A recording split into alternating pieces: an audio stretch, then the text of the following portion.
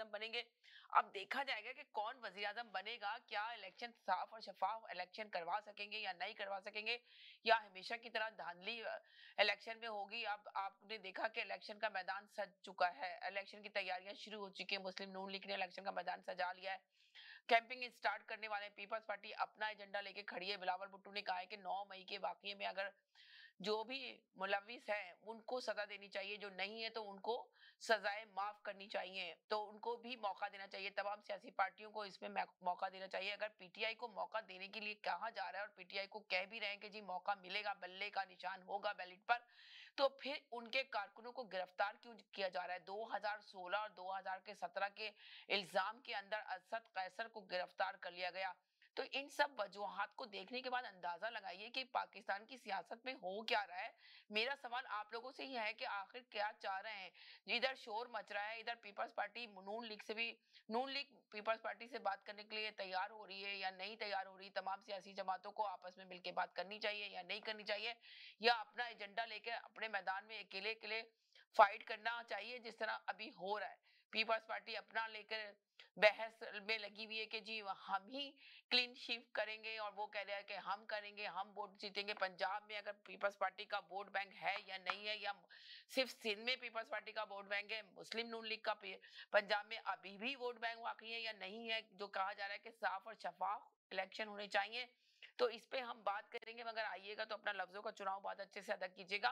और मैं आपको बता दूं, थोड़ी सी मेरी आवाज थोड़ी चेंज आप लोग को आ रही होगी, इसलिए कि काफी मैं सिक थी, मगर मैं आ गई आप लोग का प्रोग्राम करने के लिए। आपको पता है कि वेदर चेंज हुआ है, बहुत ज्यादा सारे ही लोग ऑलमोस्ट बीमार हो रहे हैं।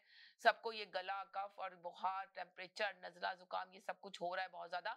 तो घर में आप लोग भी एहतियात कीजिएगा। मैंने भी फ्राइडे से ही मैं बीमार थी, मुझे संडे को जाना था एक जगह दुआ के लिए।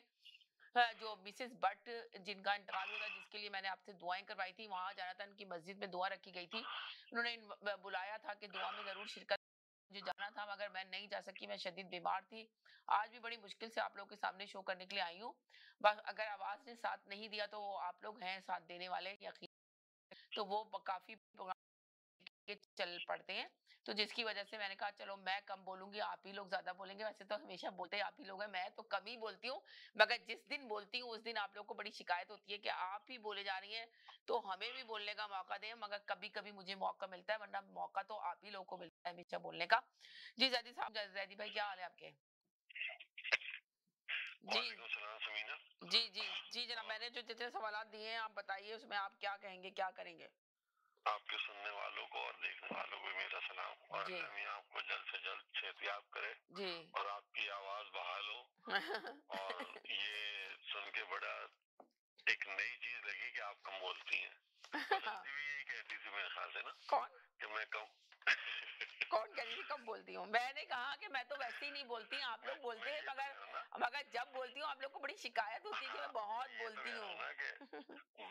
वो बसंती भी यही बोलती थी फिल्म हाँ शोले के अंदर। हाँ, यानी कि आपने फैसल भाई को याद दिला दिया। फैसल भाई हाँ हमेशा आके यही बोलते ठीक थे है मुझे। ना। अच्छा, तो समीना देखें, हम इस वक्त इलेक्शन मोड में तो चले गए हैं, जी।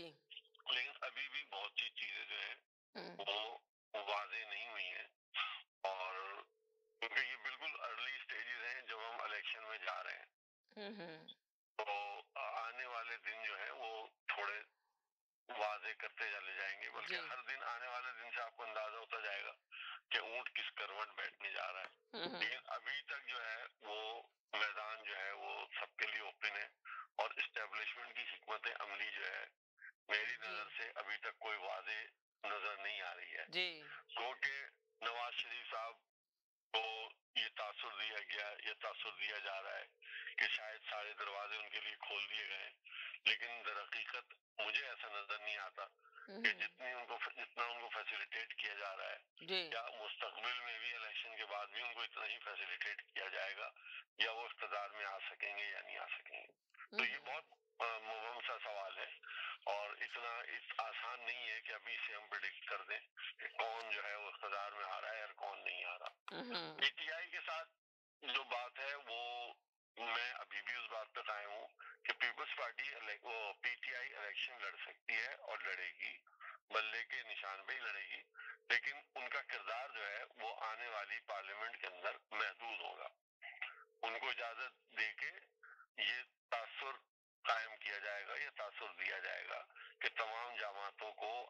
लड़ने का मौका दिया गया था।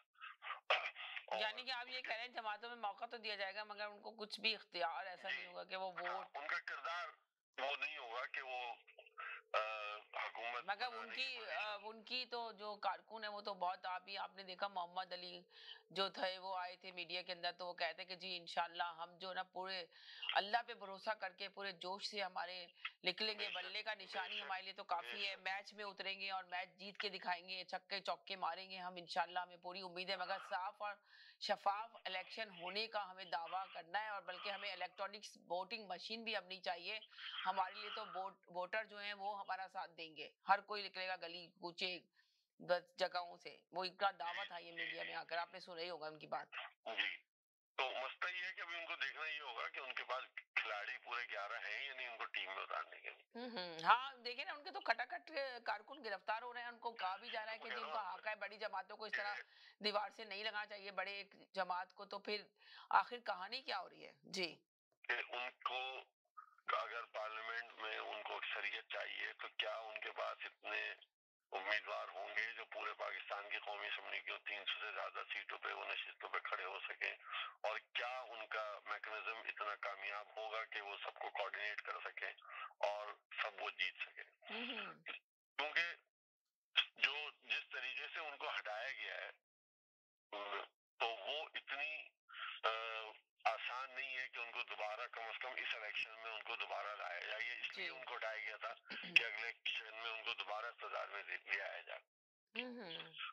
हटाया पीपल्स भी पार्टी गया फिर जेल में भी जी डाल दिया गया अब कह रहे हैं जी कि 9 मई के वाकये में पीटीआई के चंद लोग थे पूरी पीटीआई नहीं थी अब ये बयानिया भी आ रहा है बिलावल भुट्टो ने भी आके ये कहा जो मबलूस है उनको ही सजा देनी चाहिए जो नहीं थे इसके अंदर तो उनको सजा नहीं देनी चाहिए उनको क्यों बंद किया हुआ है तो सवाल यहाँ पे ये पैदा होता है कि सियासत में टोटल डिफरेंट चीजें सामने नजर आ रही हैं इस वक्त आप भी देख रहे होंगे आपने देखा शाहिद खान अब्बासी ने तो इस्तीफा दे दिया अपनी पार्टी से उनका कुछ लेना नहीं है वो आके मीडिया में बात कर रहे हैं कि जी तो लाडलो की अगर इसी तरह चलती रही हुकूमत और लाडलो को इसी तरह सपोर्ट करते रहे तो मुल्क किसी सूरत भी तरक्की नहीं करेगा और जो इदारे बनाए गए थे सियासतदानों को ढूंढ कर इनकी करप्शन पर सजा दी जाए तो वो इदारे 24 साल में कुछ काम नहीं कर सके तो वो आगे फिर क्या काम कर सकेंगे फिर मुल्क किस तरह चलेगा मुल्क किस तरह नहीं चलते तो आपने देखा उनकी भी बयान सुना होगा आपने देखिए समीना बात शाहिद खान की जो बात है वो जी एक आइडियल सिचुएशन की एक बात है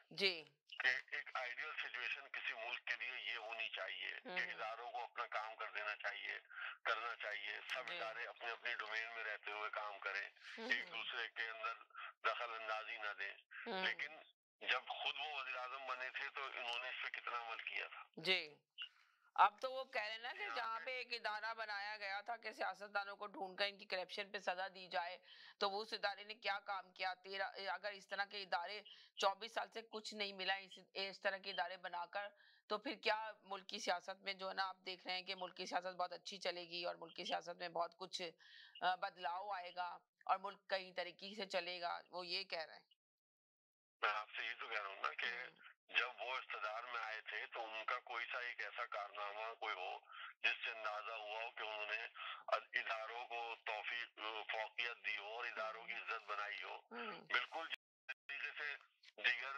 अदवार गुजरे थे ऐसे ही उनका भी एक दौर गुजरा था ना कोई कोई ऐसी तो उन्होंने कोई पेशरफ नहीं की थी जिससे अंदाजा हो कि मुल्क की तरक्की और बहाली के लिए कोई नया किरदार अदा हूँ या कोई नए रास्ते दिखा रहा हूँ या कोई नई जहत बता रहा हूँ बिल्कुल उसी तरीके से जैसे आम रूटीन में वो मुल्क चल रहा था ऐसे ही उन्होंने कहा कि हमारे इक़्तिदार में बार-बार उन लोगों को क्यों मौका दिया जाता है जो करप्शन में है मौजूद है जिनके ऊपर इतनी बड़ी-बड़ी करप्शन हुई हुई है और उन्हीं को मौका दिया जाता है तो कैसे मुल्क आगे बढ़ेगा किस तरह मुल्क में तरक्की आएगी किस तरह मुल्क के लिए बहाली आएगी देखिएगा इस तरह के बयानात वो बैठ के मीडिया में दे रहे हैं जबकि वो एक मुस्लिम नून लीग में रह चुके हैं फिर उसके खिलाफ इस तरह की बातें कर रहे थे तो सब सरप्राइज थे कि आखिर वजह क्या हुई पता चला कि उन्होंने तो अपनी पार्टी को इस्तीफा दे चुके हैं उनसे पूछा गया कि मरियम नवाज साहिबा से आपकी फाइटिंग है आप मरियम नवाज साहिबा को नहीं चाहते तो उन्होंने कहा कि मैंने तो शुरू से कहा कि मेरा लीडर तो सिर्फ नवाज शरीफ है मगर मैं पार्टी से इस्तीफा दे चुका हूं तो इसलिए सियासी सरगर्मियों में हिस्सा नहीं लेता इन लोगों की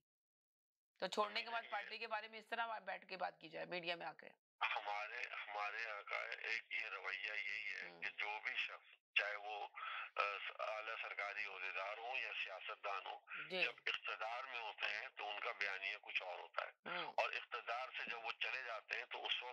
सारी ये हुकूमत वतनी जो है ना, अंदाजा लगाएं उस कि वक्त हम उन्हें कह रहे हैं ना कि इमरान खान के कारकुन इस तरह का बयान यहाँ आके दे रहे हैं, तो ये मुस्लिम नून लीग के कारकुन भी तो ऐसे ही दे रहे हैं। एक ने छोड़ा तो आके मीडिया पे बयान दे रहे हैं ना, जिसका थोड़ा नाम है शाहिद खान अब्बासी साहब का। जी वही कहता कि जब जितनी हुब्बुल वतनी याद आती है वो रिटायर होने के बाद या सियासत छोड़ने के बाद या पार्लियामेंट से हटने के बाद या शिकस्त खाने के बाद याद आता है कि पूरे मुल्क में करप्शन हो रहा है, बदनुवानियां हो रही हैं। लेकिन जब वो खुद इख्तदार में होते हैं या जब वो अपने ओहदे पर होते हैं, उस वक्त उन्हें कुछ याद नहीं आता कि मुल्क में क्या हो रहा है, क्या नहीं हो रहा, गरीब का हक छीन रहे हैं या नहीं छीन रहे, आइन की पामाली हो रही है या नहीं हो रही। ये सारी चीजें उस वक्त याद आती हैं जब इख्तदार उनसे छिन जाता है या ओहदा उनसे ले लिया जाता है। उस वक्त अवाम याद आते हैं, उस वक्त गरीब की गुर्बत याद आती है, उस वक्त गरीब की भूख याद आती है। और उस जब इख्तदार में होते हैं उस वक्त उन्हें किसी चीज की कोई समझ आती ये सामने क्या हो रहा है। जी तो ये हमारे यहाँ जो मुनाफकत है ये जब तक खत्म नहीं होगी। और उसका बेहतरीन हल मैं जो आपसे कहता हूँ वो ये है कि नौजवान क़यादत को आगे आना चाहिए, नौजवानों को आगे आना चाहिए, निचले तबके से लोगों को आने चाहिए और लोगों को अपनों में से मुंतखब करना चाहिए लोगों को। जब तक ये करोड़पति अरबपति हमारे इख्तदार आपने देखा ना कि मुल्क के अंदर कितनी दहशतगर्दी भी फैल चुकी है, इस वक्त फैल रही है। क्या वजह है, क्या रीजन है? इस पे थोड़ी रोशनी डालेंगे आप, दहशतगर्दी के ऊपर, गुर्बत पे? ये देखिए एक दो चीज है। एक तो ये जो दहशतगर्दी के ये के बाद दीगर दो तीन वाक़े अभी भी कितना बड़ा वाकया पेश आया जिसमें 3-4 लोग और बचे। फिर आज एक वाकया पेश आया जिसमें एक कर्नल रैंक का हमारे फौजी और उनके साथ तीन साथी उसमें शहीद हो गए। और गवादर में उसमें अटैक हुआ, वहां पे आपका सरगोदा में एयरबेस पे अटैक हुआ। तो ये मेरे ख्याल से सिलसिला है आपको अनस्टेबल करने का। आपके जो दुश्मन है, एक उसमें दो इशू ये है कि एक तो आप इलेक्शन की तरफ जा रहे हैं और दूसरा ये जो अफगान महाजरीन को जो वापस किया जा रहा है इसको डाइवर्ट करने के लिए हुकूमत के मंसूबों को या हुकूमत को प्रेशराइज करने के लिए ये किया जा रहा है। और इसमें अब ये देखें कि हमारी मुसल्लह अफवाज इसको किस तरीके से टैकल करती है और किस तरीके से इन दुश्मनों को जेर करते हैं। लेकिन ये तमाम तर इन लोगों की तवज्जो यही है कि किसी तरीके से ये जो गैर कानूनी लोग यहाँ पे हमारे यहाँ रहायश पजीर हैं उनकी मुंतकली जो है वो किसी तरीके से रुक जाए या कम से कम वो होल्ड में चली जाए। और दूसरी तरफ आपके इलेक्शन को मुतासर करने के लिए और आपको मजीद माशी तौर पे बदहाल करने के लिए इस किस्म की साजिशें चल रही हैं। जैसे कि हुकूमत के कुछ अरकान ने भी कहा और इशारा किया कि इसमें दो ममालिक मुलव्विस हैं, तो उससे भी काफी चीजें वाज़ेह होती हैं। उसमें तो आप ये देखें सिर्फ इनकी अफगान महाजरीन जो लोग यहाँ पे गैर कानूनी रिहाइश पजीर है और स्मगलिंग जो रोकी गई है, डॉलर को जिस तरीके से रोका गया है, आपके बलूचिस्तान के बॉर्डर से जिस तरीके से आपकी स्मगलिंग को रोका गया है, ये सारी चीजें जो है वो उन दुश्मनों के लिए एक बड़ा मसला है जिसको वो टारगेट हो रहे हैं और वो कोशिश कर रहे हैं कि ये तमाम चीजें बैक टू नॉर्मल हो जाए।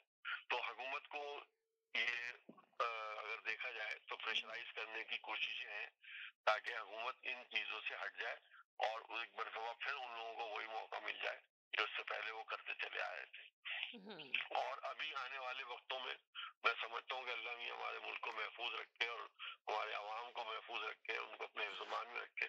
मैं समझता हूँ मजीद इस किस्म के वाकयात आएंगे और हो सकते हैं कि हम, क्योंकि हमारे यहाँ एक अजीब चीज है कि ऐसी सूरत हाल में मजहबी तशद्दुद भी सामने आ जाता है किसी न किसी सूरत में।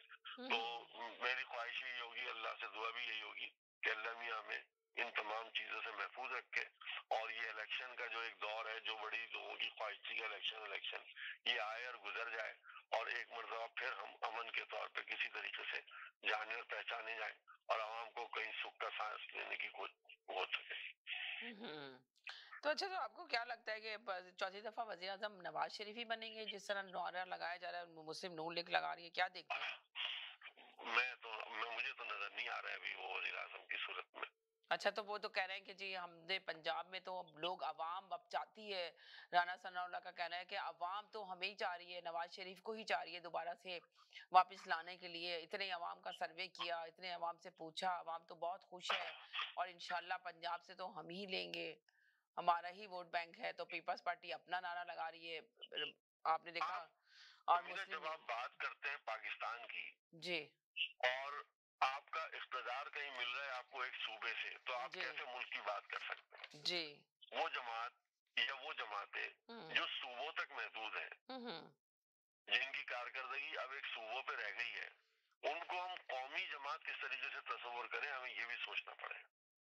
अगर आपकी नुमाइंदगी चारों सूबों से नहीं है, तो हम्म आप मुल्क के साथ कैसे इंसाफ कर सकते जबकि हैं आप चारों सूबों देखेंगे के साथ? 16 माह की जो कारकर्दगी दिखाई है जिसकी वजह से इनका पंजाब से वोट बैंक खत्म हो चुका है। मुस्लिम पीटीआई का वोट बैंक पंजाब में अभी बहुत मजबूत है। तो एक मजबूत वोट बैंक को गिराने में तो ये क्या करेंगे आखिर? जो कह रहे हैं कि जी हम साफ और शफाफ इलेक्शन चाहते हैं, अवाम के वोटों से हम आना चाहते हैं, तो सामने तो जाहिर हो रहा है। तो फिर अवाम को किस बात से ये बेवकूफ बनाएंगे? सवाल यहाँ पे ये पैदा होता है कि अवाम की आंखों में कैसे धूल झोंकेंगे जो ये इतनी बड़ी बड़ी आप बातें कर रहे हैं आके मीडिया के 9 ऊपर। 9 और 10 फरवरी को आप देखिएगा कि किस तरीके से झूल धोखा गया। अच्छा, यानी कि आप कह रहे हैं कि झोंकेंगे। ये हमारे हम्म कोई इलेक्शन आज तक के हम्म नवाज सिवाय शरीफ ने इल्जाम लगाया है कि 1.5 साल में हमें हटाने के बाद, हमारी हुकूमत को हटाने के बाद जो हमें दिया गया था कि अगर रखते हमें इक़्तिदार में तो आज हमारा मुल्क कहां से कहां होता, कितनी तरक्की करता, मगर पीटीआई इमरान खान को लाने के बाद पूरे मुल्क को डुबो दिया इन लोगों ने। तो आप इस पे कहां तक रोशनी डालेंगे कि वो हकीकत में कितनी हकीकत है इस बात में, उनकी कितनी सच्चाई है? जरा मेरा सवाल आपसे भी बताइए।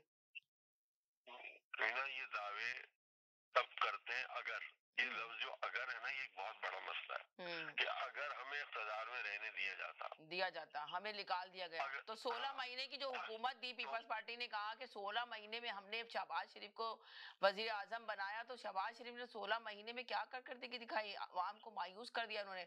अब कहते हैं कि जी अवाम वो जो डिफॉल्ट की तरफ जा रहा था मुल्क, उससे बचाया जरदारी ने। तो अगर वो तो मानने के लिए तैयार ही नहीं है ना, अवाम तो इस चीज को तस्लीम करने के लिए तैयार नहीं है। जिस तरह तबाही मचाई अवाम, तो इस वक्त वो सोचे कि 16 माह में कितनी क्या कारकर्दगी दिखाई। चल तो इन्हीं की हुकूमत रही थी ना 16 माह जो दी गई थी इनको हुकूमत, पीटीएम जो बनी थी, जो उन्होंने दी, तो उन्होंने क्या की? और उसके बाद अब आके कह रहे हैं कि जी नवाज शरीफ बहुत कुछ करेंगे। तो ये सवाल तो अवाम तो बेवकूफ नहीं बनने वाली अगर सही तरीके से, जैसे आप कह रहे हैं कि अब देखिएगा 9 और 10 को, वो आप भी सही कह रहे हैं। आपकी बात को भी एग्री किया जाता है कि जी अगर डिसाइड ही कर लिया, जो अभी शाहिद खान अब्बासी ने कहा कि ये जी लाडलो को अगर, जब तक इसी तरह लाडलो को लाते रहेंगे तो मुल्क कभी भी तरक्की नहीं करेगा। इनको सोचना होगा कि किसको लेकर आना है। अगर आप चाहते हैं मुल्क में तरक्की और चाहते हैं कि मुल्क सही सिम की तरफ जाए, मुल्क तरक्की करे, मैशत तबाह और बर्बादी से बचाना चाहते हैं, तो सही का सिलेक्ट करें और उसको लेकर आए आवाम के वोटों से। तो मगर ये तो होगा नहीं आपके बकौल के 10 फरवरी को मसला देखी ये जाए। है कि अगर अगर हमारे लीडर रहनुमा हमारे वोटों से आए, तो हम्म बात कुछ और है। हम्म हमें इतना अब वक्त ऐसा आ गया है कि हमें सोचना समझना पड़ेगा कि हम किसको वोट दे रहे हैं। जी हमें जब तक इस चीज का एहसास नहीं होगा कि हम क्या कर रहे हैं और हमारे इस वोट से इस मुल्क पे कितना फर्क पड़ सकता है और हमारी जात पे इससे कितना फर्क पड़ेगा, जब तक इस मसले का हल नहीं होगा। अवाम, एक बहुत बड़ा तबका ऐसा है जो 50 से 55-58% है, जो वो इन इलेक्शनों में किसी तरीके से हिस्सा ही नहीं लेता। हम्म वो साइलेंट वोटर जो घरों में बैठा रहता है, जो सिर्फ उन दिनों को सिर्फ छुट्टी के तौर पे घर पे एंजॉय करने के तौर पे लेता है, वो एक बहुत बड़ा तबका है। आपका पूरा मुल्क जो चल रहा है और इक़्तिदार जो कहलाता है, वो 30 से 40% वोटरों के ऊपर चल रहा है। और उनमें से भी वो लोग शामिल हैं जो बिरादरी की बुनियाद पे, इलाके की बुनियाद पे, खानदानी बुनियादों पे अपने लोगों को वोट दे देते हैं। हमारे यहाँ लीडर उस अपनी कारकर्दगी की बुनियाद पे नहीं चुना जाता। हम जब हम्म तक लीडर को कारकर्दगी की बुनियाद पे नहीं चुनेंगे, जब तक ये मसाइल हमारे सामने आते रहेंगे। हम इसलिए वोट देते हैं कि ये फला हमारे गांव का है, या फला हमारी बिरादरी का है, या फला हमारे मसलक का है, या फला हमारे सूबे का है। ये बुनियादें वोट देने के लिए नहीं होती। मुल्क को चलाने के लिए ये तफर्रुकाबाजी नहीं चलती जी। आपको वो देखना वो पड़ेगा कि कौन ऐसा है जो अवाम के साथ मुखलिस है। हम जब तक देखें, मीडिया जो इस वक्त मीडिया जो नहज पे आ गया है, उसने अवाम को शऊर से ज्यादा, मैं समझता हूँ कि एक अंधेरे गड्ढे में ज्यादा डाला है। क्योंकि आप हर उस चीज को देख के सच समझ रहे हैं जो आपको दिखाई जा रही, चाहे वो सच है चाहे वो झूठ है। क्योंकि आपके यहाँ तालीमी काबिलियत दिन ब दिन कम होती चली जाएगी। अच्छे से अच्छे लोगों को देख लें आप, वो उर्दू तरीके से पढ़ नहीं सकते। आपका तालीमी मेयार दिन ब दिन गिरता चला जा रहा है। तो जब आप सिर्फ, और उसके नतीजा क्या है कि हम सिर्फ मीडिया को फॉलो कर रहे हैं, जो मीडिया चलता हुआ दिखा रहा है, क्योंकि हम सुन रहे हैं। सुनने की सलाहियत तो हर एक के पास है, उर्दू तो सब समझते हैं। तो अब वो आपको जो एक राह मुतय्यन करना चाह रहा है, वो तजिया निगार या वो मॉडरेटर या वो आपका सियासतदान, जो मीडिया के जरिए, मुझे याद है अच्छी तरह से, और बड़ी सही बात भी की थी उन्होंने, शेख रजीब साहब ने, कि जलसा करने की क्या जरूरत है आपको। 1 घंटे के टेलीविजन प्रोग्राम में आके बैठ जाओ, आपके 25 करोड़ में से 20 करोड़ आवाम तो देख लेगी ना। जरूरी तो नहीं है कि जलसा करें आप।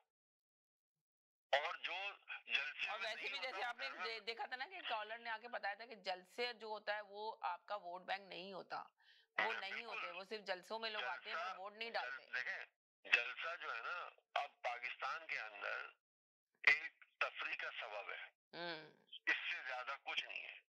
उसको सिर्फ एक तफरी के लिए लोग लेते हैं कि उसमें गाने भी चल रहे होते हैं, उसमें डांस भी हो रहे होते हैं, उसमें मेरा ठेले की भी एक नौयत वहाँ हुई होती है, और ऊपर से एंजॉय करते हैं। चले मैं एक कॉलर की तरफ जाऊं। जी हेलो जी, अस्सलाम वालेकुम।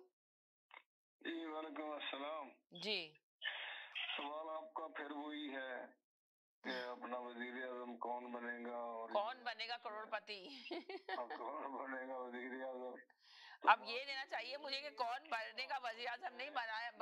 देखिए सुने हमें अपने मुल्क को देख के, मुल्क के हालात देखने के बाद ये बोलना चाहिए कि कौन बनेगा करोड़पति वजीर आजम के बजाय।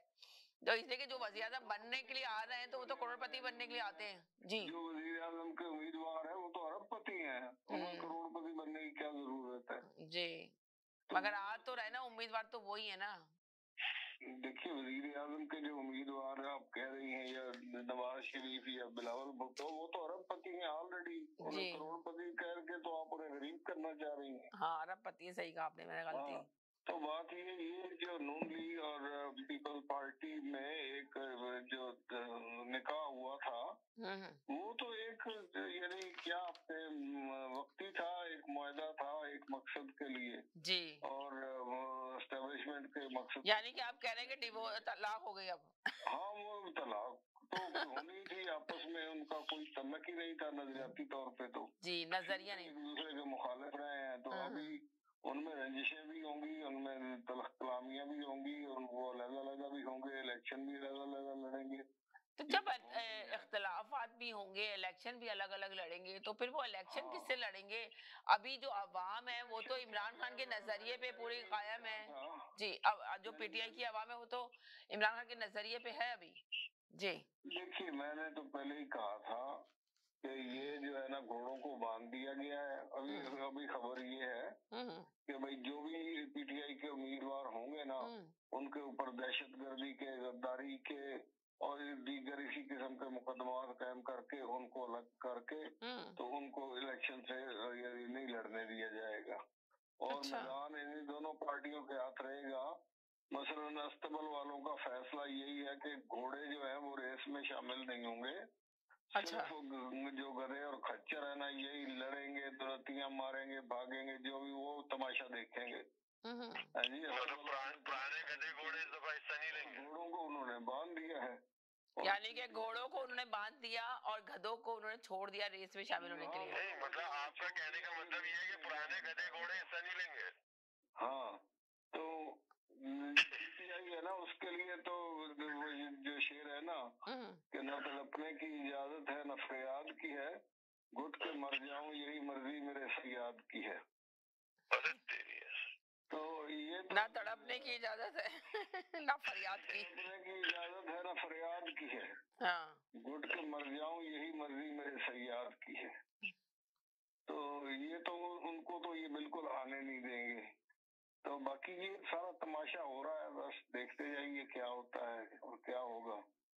जी बाकी जो दूसरा आपका पार्ट है अल्ताफ हुसैन और नवाज शरीफ वाला, बड़े आपस में कुर्बतें बढ़ रही हैं। मैंने भी ये सवाल करना था, आपने अच्छा इस सवाल को भी दोहरा दिया कि आजकल कुर्बतें बढ़ रही हैं, तो क्या नवाज अल्ताफ हुसैन यूके वाले अल्ताफ हुसैन है या एमक्यूएम से, यहाँ पे पाकिस्तान की जो एमक्यूएम है? देखिए वो कुर्बतें हमेशा रही हैं। एमक्यूएम जो है वो हमेशा सपोर्ट करती है, जो भी जीते, जरा जीते उसके नाल पंजाबी में कहते हैं, तो जो भी जीतेगा उसके साथ है। वो गवर्नमेंट से अलग नहीं रह सकते, एमक्यूएम की ये पॉलिसी है जी। तो जो भी अगर पीपल्स पार्टी वाले आ गए तो वो उनके साथ भी शरीक हो जाएंगे, और अगर ये नवाज शरीफ कंपनी आ गई तो उसके साथ भी शरीक हो जाएंगे। उन्होंने रहना इक़्तिदार में ही है। वो जो पार्टी जीतेगी ना एमक्यूएम उसके साथ उसको सपोर्ट करने के लिए चली जाएगी, जो भी जीते, चाहे पीपल्स पार्टी जीते, चाहे नून लीग जीते या पीटीआई जीते। पीटीआई जीते तो अच्छा, तो पीटीआई को तो आप कह रहे हैं कि पीटीआई तो अभी आपने बता दिया कि पीटीआई तो बहुत मुश्किल है कि वो आए इलेक्शन के अंदर भी। पीटीआई तो आएगी, मुश्किल है, पता नहीं। अब बाकी वल्लाह आलम बिस्सवाब, अल्लाह ही जानता है कि क्या होगा। एक इनका प्लान है एस्टेब्लिशमेंट का, एक अल्लाह ताला का भी प्लान है। तो आप अल्लाह ताला के प्लान में तो आपको यकीन होना चाहिए ना कि अल्लाह ताला किसके साथ है इस वक्त, क्या पीपल्स पार्टी के साथ या मुस्लिम नून लीग के साथ या एस्टेब्लिशमेंट के साथ, कि अल्लाह ताला किसकी सुनेगा? बना के भी हार गई, देखे ना प्लानिंग कैसी, कोई सोच नहीं सकता था कि 401 रन उन्होंने बनाया है, तो और पूरे रिकॉर्ड है वर्ल्ड कप में, और पाकिस्तान 200 बना के जीत गया। तो ये होता है किस्मत का खेल, और ये अल्लाह ताला के प्लान होते हैं। तो ये अब पता नहीं क्या होगा, वो तो अल्लाह ही जानता है। लेकिन अभी फिलहाल तो यही नजर आ रहा है कि पीटीआई को बाहर रखा जाएगा, डरा धमका के मुकदमे करके उनको लगा रखा जाएगा, और इन दोनों को खुल खेलने का मौका दिया जाएगा।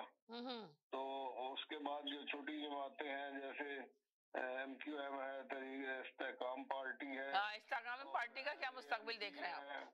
और वो दूसरी क्या नाम है पार्टी है, तो उनकी जो 3-3, 4-4 सीटें होंगी, उनको अपने हिसाब से इस्तेमाल किया जाएगा, जिसको भी लाना होगा उसके साथ मिला दिया जाएगा। मगर आज मोहम्मद अली खान जो है मीडिया पे आके कह रहे थे कि इंशाल्लाह हम लोग बहुत जबरदस्त तरीके से उतरेंगे इलेक्शन के अंदर, फुल तैयारी के साथ। हमें इलेक्ट्रॉनिक मशीन भी नहीं चाहिए इलेक्शन के लिए, हमारे लिए तो वोट बैंक ही हमारा तो इतना है कि सिर्फ बल्ले का निशान चाहिए हमें, हम जिसको खड़ा करेंगे इंशाल्लाह वो जीतेगा। तो उनकी क्या बयान आप देख रहे हैं कि उनको तो बड़े पुर उम्मीद है, उनको तो उम्मीद बहुत नजर आ रही है। सुने इंटरव्यू सुने जो सर्वे लोग करते हैं, वो कहते हैं जी बल्ला अगर इसका निशान ना भी मिला तो हम खुद पेन से बल्ला बना के उसके ऊपर मोहर लगा देंगे। वो कहने वाले तो ये भी कहते हैं, लेकिन बात ये है कि भाई एस्टेब्लिशमेंट तो अपना जोर लगाएगी, अपना प्लान कामयाब करने की कोशिश करेगी ना। वो तो अब वो तो कह रहे हैं कि -1 फार्मूला नहीं चलेगा। शाहिद खान अब्बासी ने भी कहा कि, और उन्होंने कहा लाडलो को उन्होंने ये कहा कि लाडलो का कारोबार छोड़ना होगा, वरना मुल्क किसी सूरत भी तरक्की नहीं करेगा। तो ये तो सबको ही नजर आया, जब मीडिया में इतना शोर मच रहा है, हर मीडिया पे ये कह रहे हैं कि भाई लाडला आज अब कौन लाडला है, पहले इमरान खान लाडले थे, अब नवाज शरीफ उनके लाडले हो गए। तो ये भी उन्होंने कहा कि ये लाडलो का अगर कारोबार नहीं बंद किया जाएगा तो कभी भी मुल्क तरक्की नहीं करेगा। बात तो सही है, इसमें तो कुछ सच्चाई है कि अगर बेचारी अवाम को भी तो देखे कि अवाम क्या चाहती है, अवाम किसको चुनना चाहती है। आप लोग खुद अपना फैसला करके अवाम पे थोप देते हैं हर शख्स को लाके। जी, वो तो सियासत से ही अपना कारोबार चमकाते हैं ना। नवाज शरीफ जो थे उनकी आप हिस्ट्री देखें, शुरू में छोटी सी उनकी फाउंड्री थी, और बल्कि ये भी जो जानने वाले जो शुरू से जानते हैं इस फैमिली को, वो कहते हैं कि जो इनके वालिद मोहतरम थे जनाब शरीफ साहब, वो घोड़ों को खुरियां लगाया करते थे, यहाँ से तो ये शुरू हुए हैं। तो बाद में जब सियासत में आए हैं, जब वो पंजाब की सियासत में आए हैं, उसके बाद ही तो इन्होंने अपना कारोबार उरूज पे पहुंचाया है। तो सियासत इनका एक किस्म का कारोबार ही है, उस सियासत और कारोबार में कोई फर्क नहीं इन्होंने रखा, पहले इससे पहले नहीं होता था। ये अमल दखल है ना, ये नवाज शरीफ ने शुरू किया है, यही इसके मुअज्जद हैं। और इन्होंने ये सारा काम खराब किया। आप देखें, जिससे पहले जो भुट्टो की असेंबली थी, जिसमें मुफ्ती महमूद होते थे और दूसरे लोग होते थे, वहाँ पे ये नहीं, करप्शन की कोई बात नहीं होती थी, ठीक है, एक दूसरे से वो नजरियाती के जरूर होते थे, करप्शन और पैसे का कोई चक्कर नहीं था। लेकिन इन्होंने, ये शरीफ खानदान ने आके पैसे को इसके बीच में डाला है, और अभी सिस्टम ये हो गया कि करोड़ों से भी ऊपर निकल गया है। तो अभी जो जो आम आदमी है वो तो इलेक्शन लड़ ही नहीं सकता, वो तो इस काबिल ही नहीं है बेचारा, उसके पास तो इतने पैसे नहीं होंगे। ये सारा सिस्टम तो सीधा हो चुका है। यानी कि आप ये कह रहे हैं कि जो अब जिसके पास पैसा होगा वो इलेक्शन लड़ेगा, यानी कि जहांगीर तरीन उतरेंगे मैदान में, इस्तेकाम पार्टी जो आई है। जी, तरीन के जो जलसे में आपने देखा, बाद में उन्होंने पैसे कैसे उड़ाए, दौलत उड़ा उड़ा के वहां पे फेंकी। अगर आप उसकी वीडियो देखें तो आप हैरान परेशान हो जाएंगे। तो ये अब इन्होंने ना एक किस्म का दौलत का खेल बना लिया है, और ये इसके ऊपर जो आपको पता है कि मुल्क में वैसे ही हालात इतने खराब हैं, तो अगर इस तरह दौलत लुटाई जाएगी तो लोग तो निकलेंगे ना, बेचारी आवाम तो जाएगी कि चलो पैसा ही लूट के ले आए, घर का राशन ही ले जाएंगे, घर का राशन इतना महंगा हुआ है, आटा इतना महंगा है, तो वो कहेंगे घर में दो वक्त का खाना ही बन जाएगा। और ये इसी तरह से अट्रैक्ट करते हैं आवाम को, वरना आवाम का तो दिल नहीं करता इनकी शक्लें देखने को जी। तो किसी कोई ना कोई तमाशा करके बुलाते हैं, जैसे मदारी डुगडुगी बजा के बुलाता है, बंदर नचा के। तो ये वही बस तरीके हैं, ये कोई यानी मेयारी तरीके नहीं है, ये घटिया तरीके हैं। बहरहाल कोशिश जो है ना फिलहाल यही है कि पीटीआई को दूर रखा जाए। अच्छा, तो चौथी दफा आप देख रहे हैं कि वजीर आजम नवाज शरीफ ही बनेंगे या पीपल्स पार्टी के बिलावल भुट्टो? देखें जी, मैं कुछ नहीं कह सकता, जो मर्जी होगी इनकी एस्टेब्लिशमेंट की, उसी को बनाने की कोशिश करेंगे। बाकी जो अल्लाह की मर्जी है वही आएगा, हम इतना नहीं जानते इसमें। अच्छा, जाने जी, बहुत शुक्रिया, thank you. Okay, thank you so much. जी जी, है ना, कहते ना साजिद भाई, आप एयर पे ही मेरे साथ। अस्सलाम वालेकुम। वालेकुम सलाम सिस्टर, तमाम सुनने देखने वालों को साजिद का सलाम जी। वैसे सिस्टर, मुझे आप पे ताज्जुब होता है कि आपने अभी 3 4 5 दफा शायद बोला होगा, मुझे याद नहीं रहा है, मगर 3 दफा तो बोला ही बोला है कि लाखों लोग ये प्रोग्राम देख रहे होते हैं, तो प्लीज कम से कम आप ही सच बोल दिया करें। आपने कहा कि हाकान अब्बासी ने कहा है कि लाडलों की, लाडलों का नाम नहीं लिया उसने, उसने नवाज शरीफ का स्ट्रेट नाम लिया। नहीं, लाडलों की कहा ना, मैंने भी, मेरे पास मैंने भी वो सुना है, मेरी बहन, लाडलों का कारोबार छोड़ना होगा उसने, ये कहा जी, वो लाडलों का कारोबार तो वो तो कहा है उन्होंने, मगर उन्होंने कहा है अगर ये भगोड़ा आता है नवाज शरीफ, तो ये जो पाकिस्तान की मैशियत जो खत्म हो चुकी है, ये जमीन बोस हो जाएगी अगर इस तरह नवाज शरीफ को लाया गया। ये उनका पूरा इंटरव्यू है, ठीक है।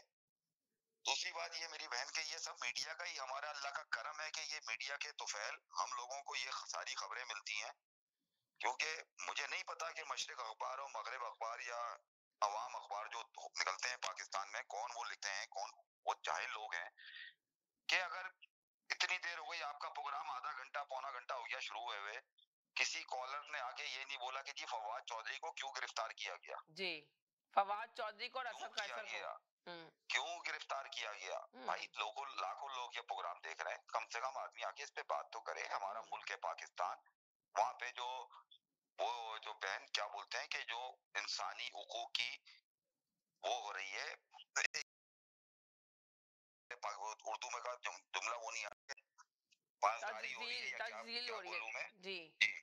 तो कहने का मेरा ये मतलब है कि उन्होंने अमेरिकन सफीर से मुलाकात करी थी जी। सही है, जिसपे उन्होंने कहा कि जी इमरान खान की जान को खतरा है, इमरान खान के साथ बहुत गलत सलूक किया जा रहा है, तो उनको तो छोड़ दिया गया था जब उन्होंने अपनी प्रेस कॉन्फ्रेंस करी थी कि जाओ जी तुम आजाद हो। फवाद चौधरी को छोड़ दिया था ना, मगर दोबारा गिरफ्तार हो गए हो जी।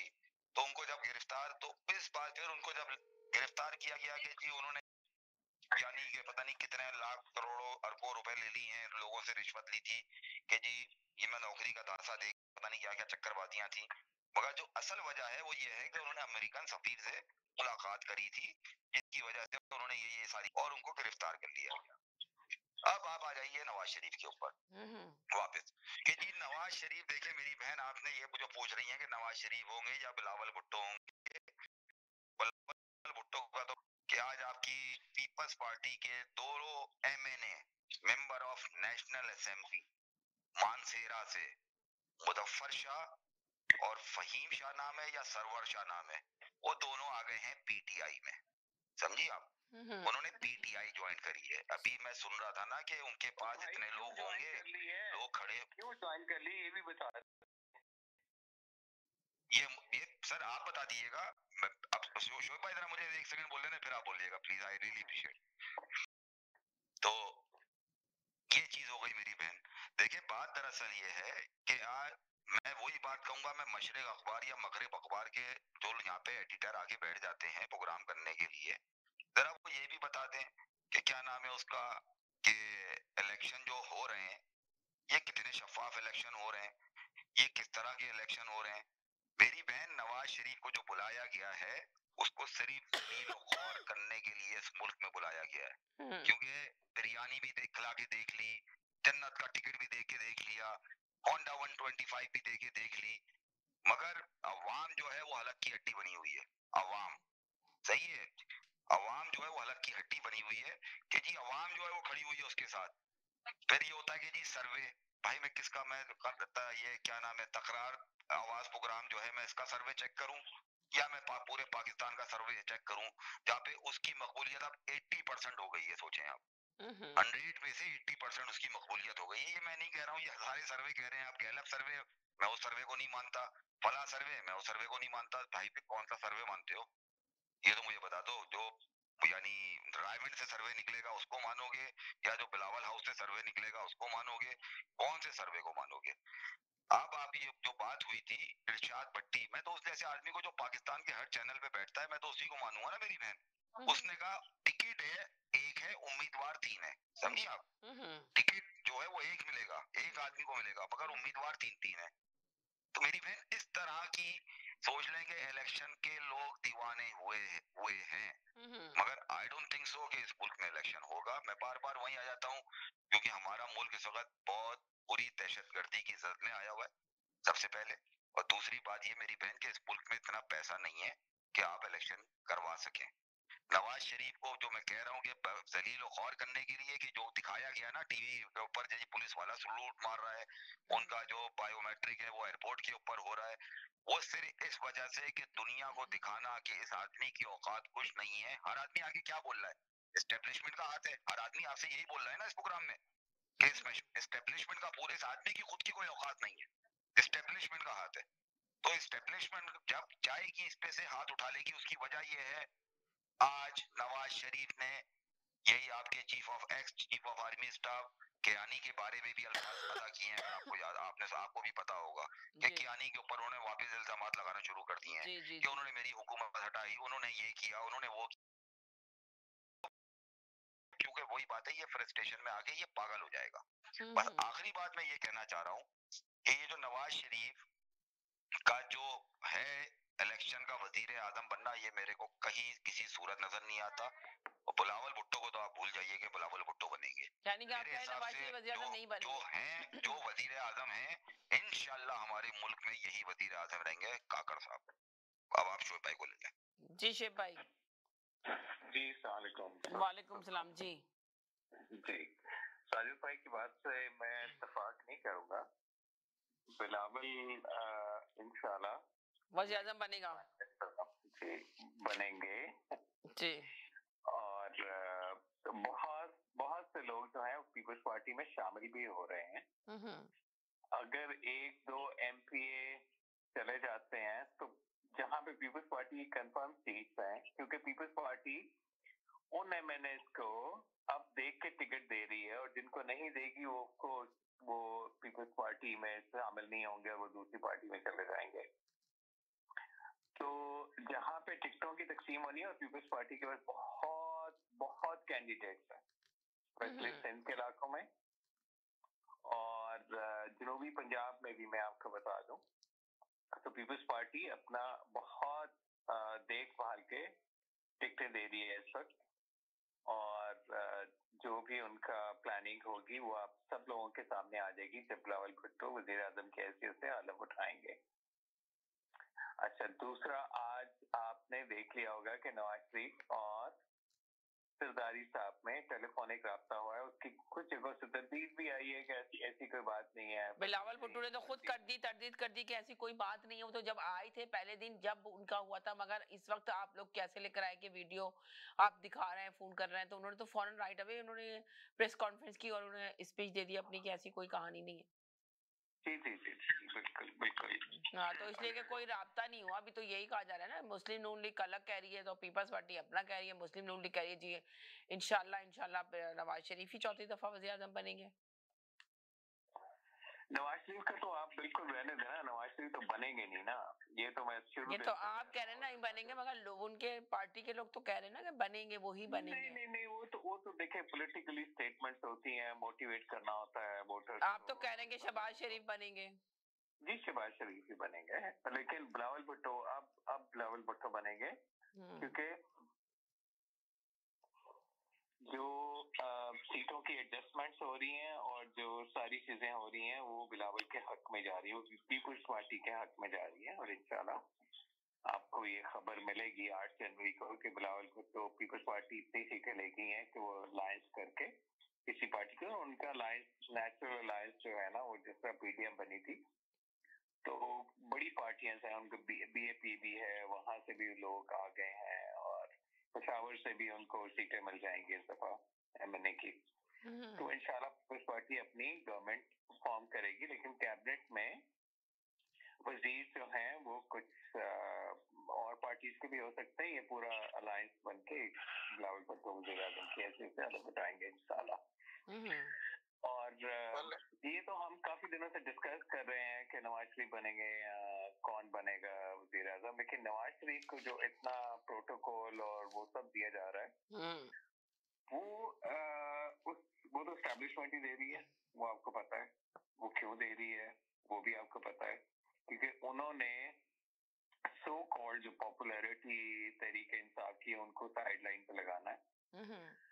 और वो साइड आप तो मानते ही नहीं है कि है ना पीटीआई की कोई पॉपुलेटर पीटीआई, देखें पीटीआई की कोई पॉपुलैरिटी नहीं है, सिर्फ आप पीपल्स पार्टी की कह रहे हैं। पीपल्स पार्टी कहाँ से पॉपुलर, वो तो सिर्फ सिंध में है ना, सिंध में है ना पीपल्स पार्टी, तो पंजाब में क्या है उसका? नहीं पूरे पाकिस्तान से है, वो तो पीपल्स पार्टी को दीवार से लगाया गया तो पंजाब से जो है वो थोड़ा सा उनको सेटबैक हुआ, लेकिन वो तो फेडरेशन की पार्टी रही है, उन्होंने 2-3 दफा हुकूमत भी बनाई है जो कि तोड़ी गई। तो अब आप ये हिसाब कर लें कि इस तरह तो नहीं है ना कि तहरीक इंसाफ जो है वो 3.5 साल में सिलेक्ट होके आई और वो फेडरेशन की पार्टी बन गई। उसकी जनाब बलोचिस्तान में भी हैं, उसके जनाब जो सिंध में भी हैं, उसके वो सुबह खैबर पख्तूनख्वा से भी हैं और भी पंजाब में तो बिल्कुल मार्जिन से हुकूमत बनाई थी वो उन्होंने। और दूसरा फेडरेशन में भी जो है वो उन्होंने हुकूमत कैसे बनाई थी, अलायंस करके, वो अलायंस खत्म हुए तो उनकी हुकूमत के खिलाफ नो कॉन्फिडेंस मूव आ गई और वो आराम से फारिग हो गए। अगर इतने पॉपुलर होते तो वो आराम से रोक लेते हैं। तो अब वो जिन्होंने अलायंस किया हुआ था, जिन्होंने सब किया था, अब उनको तो पता चल गया ना कि पीटीआई कहाँ पे खड़ी है और वो कैसे उसका कंडक्ट क्या है। वो तो जितनी पार्टी जितने अलायंसेस सब टूटे थे, उन्होंने जब प्रेस कॉन्फ्रेंस की उन्होंने कहा कि हम उनसे मिलने की कोशिश करते तो वो बंदा मिलता ही नहीं था। असेंबली में 2 दिन आया वो बंदा 3.5 साल में। जी। तो आप ऐसे बंदे से क्या तोका कर सकते हैं कि वो मुल्क की आगे खिदमत करेगा, जो एक कहता था कि जनाब मैंने किसी से नहीं मिलना और ये वो। चलो किसी से ना मिलता, असेंबली में तो आता, असेंबली में आके अपने प्रॉब्लम तो डिस्कस करता, अपने लोगों के मसाइल तो डिस्कस करता। कुछ भी नहीं डिस्कस किया उन्होंने, सिर्फ अपने मसाइल डिस्कस किए, अपना तोशाखाना डिस्कस किया, अपना स्कैंडल डिस्कस किए, और क्या किया। लोग तो कह रहे हैं कि नवाज शरीफ को चेयरमैन पीटीआई समेत तमाम लोगों से राब्ता करना चाहिए, तमाम सियासतदानों से मिलना चाहिए।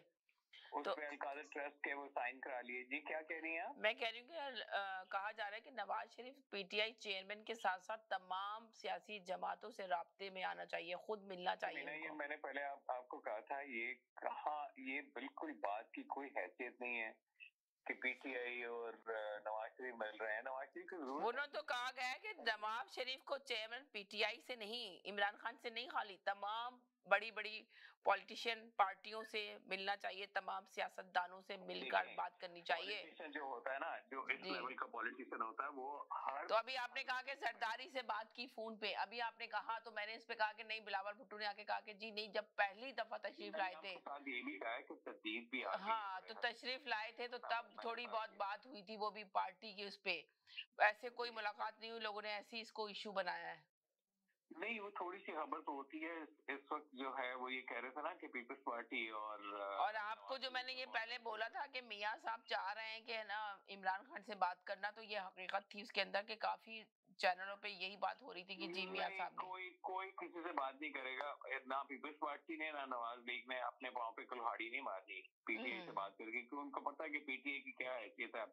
पीटीआई तो तितर बितर हो गई है, वो जो एक सही तितर बितर हो गई या तितर, देखे दोनों लफ्जों में कितना फर्क है, तितर बितर हो गई या तितर बितर की गई है, आप इन दोनों का फर्क बता दें मुझे।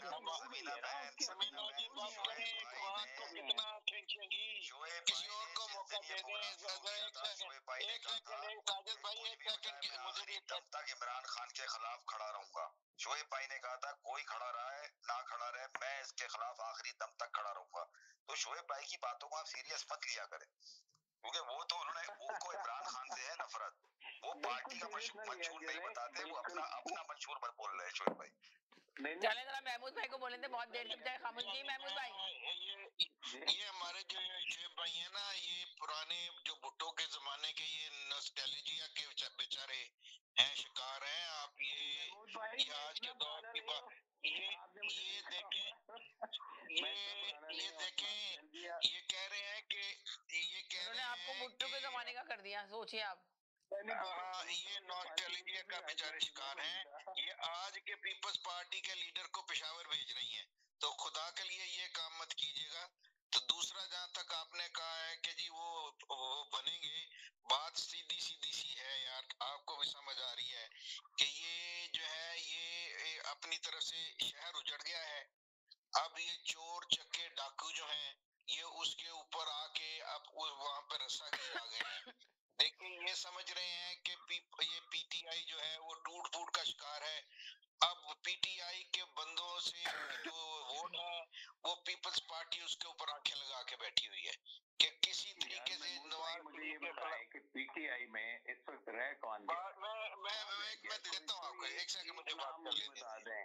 शाह महमूद कुरैशी है, वो भी आगे बड़ी जल्दी जो है वो ला ताल्लुकी का इजहार कर देगा। और रह कौन गया? किसको टिकट देंगे, किसको देंगे, कौन इलेक्टेबल है, कहाँ पे? सर जी, ये सारे ये कहाँ के हैं? ये सारे सैंपल जो हैं, ये कहाँ से आए हैं? बात सुनिए, ये शाह महमूद कुरैशी, ये आशिक अमान, ये फवाद चौधरी, ये कहाँ से आए हैं? ये सब पीपल्स पार्टी के हैं। दिल से डरे शोएब भाई, उस दिल से डरे ये सारे, उस दिल से, ये सब जो है रेड लाइन से डरे। अब आपको कहा जा रहा है कि इमरान खान से डरे जब इमरान खान बाहर निकल कर आएगा। जी सुन ले मेरी बात, पिंक लाइन कर दिया आपने। और बात तो सुन लें, बात ये है कि आपकी ये गलत फहमी है कि आपको 4 बंदे नजर आ रहे हैं और आप समझ रहे हैं कि पीपल्स पार्टी वहां से भी वोट ले लेगी, वहां से भी ले लेगी, वहां से भी ले लेगी। ये तो मेरे भाई, जब मैदान में उतरोगे तो पते तो फिर चलेंगे। यहीं से कंटिन्यू करेंगे कि मैदान से उतरोगे तो फिर चलेंगे। एक तरह से छोटे से ब्रेक की तरफ जाना चाह रही हूँ, कहीं जाएगा, मैं साथ रहेगा, ब्रेक के बाद वापस। मशरकी तहजीब की खूबसूरत दास्तान, बरसों से चली आ रही रिवायतों का पासबान, खुशबू और जायके का वही कदरदान, करते हैं हर खाने में अपने लज्जत का एहतमाम। हर पकवान है बेमिसाल, हर खुशबू है लाजवाब। कढ़ाई पॉइंट, जायका ऐसा कि दिल जीत ले। आज ही हमारे कढ़ाई पॉइंट तशरीफ लाएं और अपनी खुशियों को हमारे संग मनाएं। कढ़ाई point, made with quality and flavored with passion. Popeyes has opened a brand new location in downtown Vancouver. Satisfy your craving for Cajun at this new location off West Georgia and Hamilton Street, where you'll find all your favorite Louisiana-inspired menu items. We sampled the unrivaled trio of sandwiches, the classic, the deluxe, and the blackened deluxe chicken sandwich, and all were delicious. All of the signature fried chicken is marinated for 12 hours, then hand-battered and breaded, served with Cajun fries and mac and cheese on the side. Plus, for a limited time, you can try Popeye's Crispy Chicken Wrap, available now until September 3rd. Check out the new Popeye's location at 700 Hamilton Street today. Who are you bringing with you? Tag them in the comments. This is the latest opening in BC for Popeyes, with more openings coming soon in both Alberta and BC by PLK Group. Love that chicken from Popeyes. मैं नासिर शाह आपका mortgage broker. अगर आपको mortgage चाहिए किसी तरह की, hotel लेना है, मोटल लेना है, गैस स्टेशन लेना है या किसी प्लाजे में कोई यूनिट बाई करना है, तो उसके लिए आप हमें कॉल करें। हम दो चीजों की गारंटी करते हैं, आपको बेस्ट टर्म्स एंड कंडीशन और बेस्ट रेट दिलाएंगे। आप कॉल करें 647-741-9000 647-741-9000।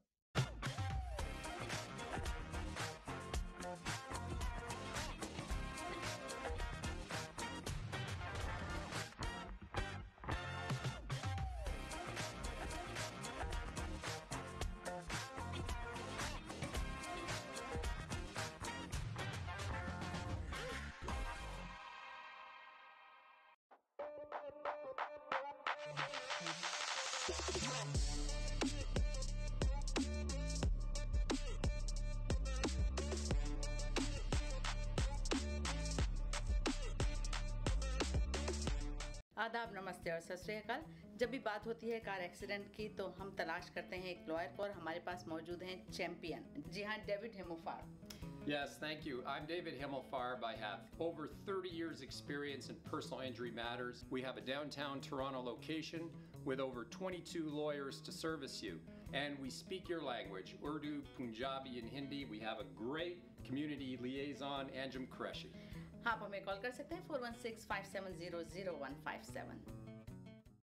HK Movers, home, offices, apartments and delivery, big or small, we move it all. HK Movers. Local and long distance, we also ship cars, Keller transport and moving services. For service with a smile, give us a call. Call Mr. Harminder 416-524-6704 416-524-6704 पे.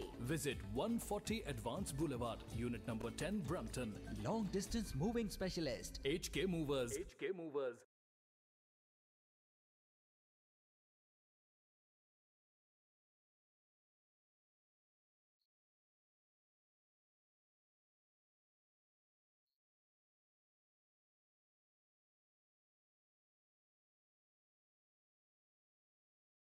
जी नाज़रीन, हम गए थे एक छोटे से break की तरफ। ब्रेक के बाद वापस आए। आप देख रहे हैं अपना पसंदीदा प्रोग्राम तकरार, और आप देख रहे हैं अपने चैनल आवाज इंटरव्यू देख रहे हैं। महमूद भाई, चलें कंटिन्यू करें वहां से जहां से कर रहे थे आप। जी हाँ, तो मैं ये कह रहा था कि ये ऐसे तरह जिस तरीके से शेब भाई भी साथ ही हैं। जी शेब भाई। जी ये यहाँ पे बैठे बैठे मूंगफली खा रहे हैं और साथ में हुकूमत बनाए चले जा रहे हैं। इस तरह से इतनी आसान से होने वाली नहीं है। ये समझते हैं कि ये इमरान खान सिर्फ अंदर चला गया है, उसको हमने पकड़ के अंदर कर दिया है, अब मजे ही मजे हैं। ऐसा नहीं होता। इमरान थोड़े अरसे के लिए अंदर नहीं गया, वो ज्यादा यानी कि आप ये कह रहे हैं कि 14 साल के लिए गया इमरान खान अंदर, आप ये कहना चाह रहे हैं? 14 साल के लिए मैं प्रेडिक्ट करने वाला कौन होता हूँ ये अल्लाह मियां जानता है। अच्छा, यानी कि ये अल्लाह ताला जानता है। तो वो कहा ना कि अल्लाह ताला चाहे तो एक अल्लाह भी साथ है। नहीं, तो आपको ये कैसे पता है कि वो बड़े लंबे अरसे के लिए गया है? अगर ये प्रेडिक्शन नहीं है तो ये क्यों कर रहे हैं आप? जो आपके कौन से ऐसे केसेस हैं? एक सेकंड रुक जाए, एक सेकंड रुके। ये ऐसे केस हैं। जी हेलो जी, अस्सलाम वालेकुम सलाम। एक दिन महमूद भाई, एक सेकंड जी, एक मिनट। शेब भाई एक सेकंड, शेब भाई एक सेकंड, महमूद भाई एक सेकंड। अरे एक सेकंड के लिए जरा सुन ले महमूद भाई, एक मिनट के लिए क्वाइट खामोश होंगे आप? मैं जो बात कह रहा हूँ वो ये है कि ये इलेक्शन जितने भी कराए जा रहे हैं 8 को या 18 फरवरी को, ये सिर्फ इंटरनेशनल कम्युनिटी को दिखाने के लिए कि इलेक्शन हो रहे हैं, ठीक है। बाकी ये इलेक्शन तो नहीं होंगे और इसके बाद भी इनस्टेबिलिटी रहेगी। इसलिए कि अगर पीटीआई उसके अंदर भरपूर हिस्सा नहीं लेगी, जो कि 97% लोग उनको पसंद करते हैं, तो उसको इलेक्शन नहीं कहेंगे।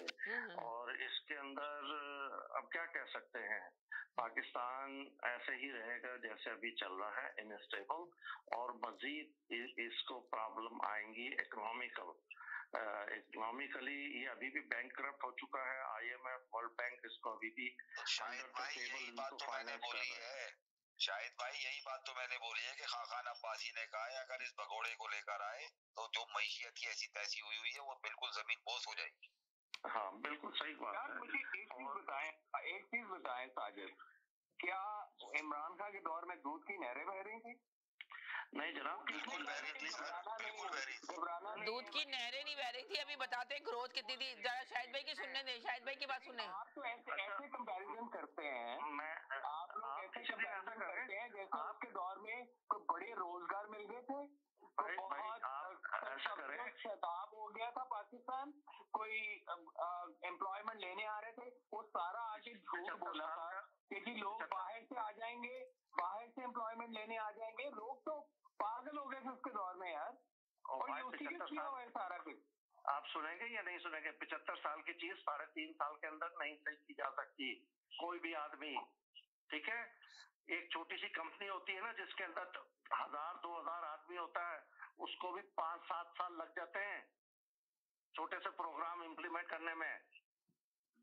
कौन से प्रोग्राम है जरा मुझे बता दें, प्रोग्राम कौन से थे जरा मुझे ये बता दें, कोई लिस्ट बता दें मुझे, कौन प्रोग्राम बनाने दिया। 5S होता है, आपको पता है 5S? आपको पता है 5S क्या होता है? 5S का पता है आपको क्या होता है? जी पता है मुझे। क्या होता है बताएं जरा। नहीं आप बता देना, चैलेंज करके नहीं पूछते कि आपको पता क्या होता है। मैं आपसे अभी 100 सवाल पूछ लूं कि आपको पता है। नहीं मैं तो अपनी बात करूंगा ना कि जो मुझे पता है अपनी और जो मैं कर रहा हूँ।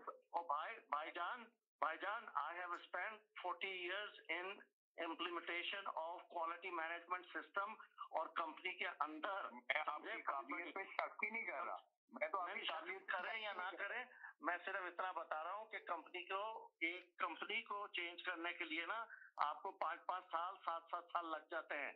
ये तो मुल्क है जनाब, और फिर ऐसा मुल्क जहाँ पे जहालियत जो है 80 to 90% लोग जाहिल हैं। शाहिद भाई मैं आपकी बात से एग्री नहीं हूँ। जाहिल हैं शाहिद भाई मैं आपकी बात से एग्री इस वजह से नहीं हूँ। देखिए पता है आप लोग शाहिद भाई सुन तो लें, शाहिद भाई देखिए बात तो सुन। शोएब भाई मैं शाहिद भाई को जवाब दे देता हूँ। सिर्फ इमरान खान के सहारे पे चलना था जो 3.5 साल आगे चला। शोएब भाई एक सेकंड, मैं इनको शाहिद भाई को जवाब दे देता हूँ। शाहिद भाई बात दरअसल ये है कि हमारे शोएब भाई जो है वो पीपल्स पार्टी के सपोर्टर है, ठीक है। मैं किसी का सपोर्टर नहीं हूँ। अच्छा चले, अभी आप कहते हैं मैं होतेदार हूँ शोएब भाई, अभी आप कहते हैं मैं सपोर्टर, चले मैं अपने अल्फाज वापस लेता हूँ। शोएब भाई को पीपल्स पार्टी पसंद है। शोएब भाई का मुझे जरा फाजिल भाई जरा ये मैं इनको शाहिद भाई को जरा मैं बता दूं बस 5 सेकंड शोएब भाई 5 सेकंड बस 5 सेकंड लूंगा शोएब भाई। तो शाहिद भाई मसला ये है कि शोएब भाई को पीपल्स पार्टी के लिए इन्होंने कहा है मेरा जीना मरना पीपल्स पार्टी के लिए। तो इनका जो लीडर है आसिफ अली जरदारी, वो एक बेम्ब्यूरो सेमिनार में टिकट बेचता था, सही है। आज वो अरबपति खरबपति पता नहीं क्या बन गया है। तो भाई मेरे इनका ये मतलब है कि आदमी शॉर्ट पीरियड के अंदर शॉर्ट पीरियड में काम करता है। इमरान खान ने शॉर्ट पीरियड में काम क्यों नहीं किया? जैसे आसिफ अली जरदारी बेम्ब्यूरो सिनेमा में टिकट बेचने वाला था, अरबपति खरबपति बन गया है। स्कैंडल है ना वो उसी के दौर में आया, अलकादर ट्रस्ट में, तोशा खाना में बहुत शॉर्टकट किए उन्होंने। साजिद भाई क्यों नहीं समझ आती यार आपको? यार आपको बिल्कुल पता नहीं है, एवं नहीं है। अच्छा अब आपके साथ थोड़ी सी चलो थोड़ा अच्छे तरीके से मौदबाना बहस मैं आपसे भी पूछता हूँ। आपने ऑर्गेनाइजेशन का जिक्र किया ना, आपको पता है जब ऑर्गेनाइजेशन खुलती है, जब उसको ओपन करते हैं उसकी रजिस्ट्रेशन में मेमोरेंडम ऑफ अंडरस्टैंडिंग भी करना पड़ता है।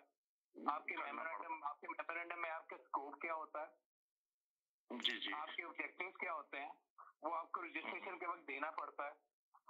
और जब आप उसका जी रजिस्ट्रेशन के वक्त आपको सिर्फ रजिस्ट्रेशन के वक्त सिर्फ आपको ये बताना होता है कि आपकी कंपनी का मेन मिशन क्या है, किस किस किस्म का मिशन स्टेटमेंट आप डिफाइन कर लेते हैं, बट आपको पूरा मेमोरेंडम देना होता है। नहीं जनाब, मेमोरेंडम मेरी करवाना होता है, वो जितने डायरेक्टर्स होते हैं उनके सबको साथ जाना होता है, चाहे सोल प्रोप्राइटरशिप हो चाहे आपका पार्टनरशिप हो, आपको एक मेमोरेंडम बनाना पड़ता है। वो मेमोरेंडम आप जमा करवाते हैं और फिर आपकी ऑर्गेनाइजेशन बनती है। उसके अलावा आपकी ऑर्गेनाइजेशन नहीं बन सकती। हो गए आप पूरा बोल लिए? नहीं मैं पूरा नहीं, मेरे साथ बहस कर लें आप। चलिए बहस क्या करनी है? मैंने ऑर्गेनाइजेशनल बिहेवियर भी पढ़ा हुआ है, मैंने मर्केंटाइल लॉ भी पढ़ा हुआ है। बिल्कुल पढ़ा हुआ होगा, आप बिल्कुल पढ़ा होगा। आपने मुझे चेक करना है ना, तो जाके लिंक्डइन पे चेक कर लीजिए बस। मुझे भी चेक कर ले आप, मुझे चेक करने की जरूरत नहीं है। आप मेरी समझ नहीं आता आप एक दूसरे लोगों को क्यों चेक करा रहे हैं। आप लोग बात करें पॉलिटिक्स, पाकिस्तान की पॉलिटिक्स पे बात करें। आप लोगों को किस तरह कोई एग्जाम हॉल में मैंने बिठाना है? आप लोगों का एग्जाम लेना है क्या? मुझे पता है जब रैंडम कर ले, मेरा रैंडम मैं इतना कह रहा हूँ, एक बात सुन ले, पाकिस्तान ऐसा ही रहेगा और ऐसा ही रहेगा, चूंकि वहाँ ये शाहिद बर्की के अल्फाज हैं, ओके, मेरे नहीं है। शाहिद पाकिस्तान को मुझे ये सिर्फ ये बता दें कि पाकिस्तान को एटॉमिक बॉम्ब बनाने वाला कौन शख्स था, पाकिस्तान को मिसाइल टेक्नोलॉजी देने वाला कौन शख्स था, पाकिस्तान के मेमोरेंडम साइन करने वाला कौन था, बिजली जब वो था, सुन ले, पाकिस्तान को आइन देने वाला कौन था, सुन लेना, पाकिस्तान को आइन देने वाला कौन था? बिलावल भुट्टो। ये उन्होंने अपने लिए नहीं की थी, जुल्फकार अली भुट्टो था, ये आपको पता है ना, के लोगों की सलाहो बहबूद के लिए की थी। अगर पीपल्स पार्टी दोबारा आती है तो ये सारे काम दोबारा करेगी। ईस्ट पाकिस्तान को किसने अलग किया था? नहीं, वो एक लंबी बहस है, उसमें ना जाएं अभी आप। Don't tell me that, don't tell me that. नहीं, सारी चीजें ओपन करो ना। If you wanna discuss that, let's discuss in an amicable way, and we should not be hard for each one. आप आके किसी दिन बैठ जाइए मेरे पास, मैं आपको बता देता हूँ, और मैं जरूर सीखने आऊंगा, आप जरूर भी आ जाए और आप भी आ जाए, मैं जरूर सीखने आऊंगा, लेकिन I will tell you about the Bhutto साहब। I'll tell you about Zulfikar Ali Bhutto Shahid साहब। I'll tell you। हमें उनका ये भी पता है कि उन्होंने एटम बम बनाने के लिए डॉक्टर अब्दुल कदीर साहब को इनवाइट किया था, ये भी मालूम है सारा कुछ। मैंने पढ़ा था। अब ये लंबी मैंने पढ़ी, अरे मैंने पूरी किताब पढ़ी हुई है इस्लामिक बम। सर मैं आपकी एक सेकंड भाई, एक सेकंड जी, बोले जी, आप कॉलर बहुत सारे आ गए मेरे पास। मैंने पूरी किताब पढ़ी हुई है, स्टीवन, 2 आदमियों ने लिखी हुई है इस्लामिक बॉम्ब, एक किताब जिसके अंदर उसने पूरा जिक्र किया है। जी। आई अंडरस्टैंड दैट कि उनका बहुत बड़ा हाथ था, लेकिन डॉक्टर कदीर खान ने बनाया, ठीक है, इंस्टिगेटर भुट्टो साहब थे, लेकिन साथ में भुट्टो साहब ने ईस्ट पाकिस्तान को भी खोया, नेशनलाइज उन्होंने किए, समझे? हमारे बिजनेस थे ईस्ट पाकिस्तान में भी और वेस्ट में भी। आप आए तो मैं बताता हूँ आपको क्या क्या खोया है हमने, समझे? शाहिद भाई अब हम लोग 2 टके के भी नहीं रहे, हम लोग सोचे आप उनका टका और हमारा रुपया।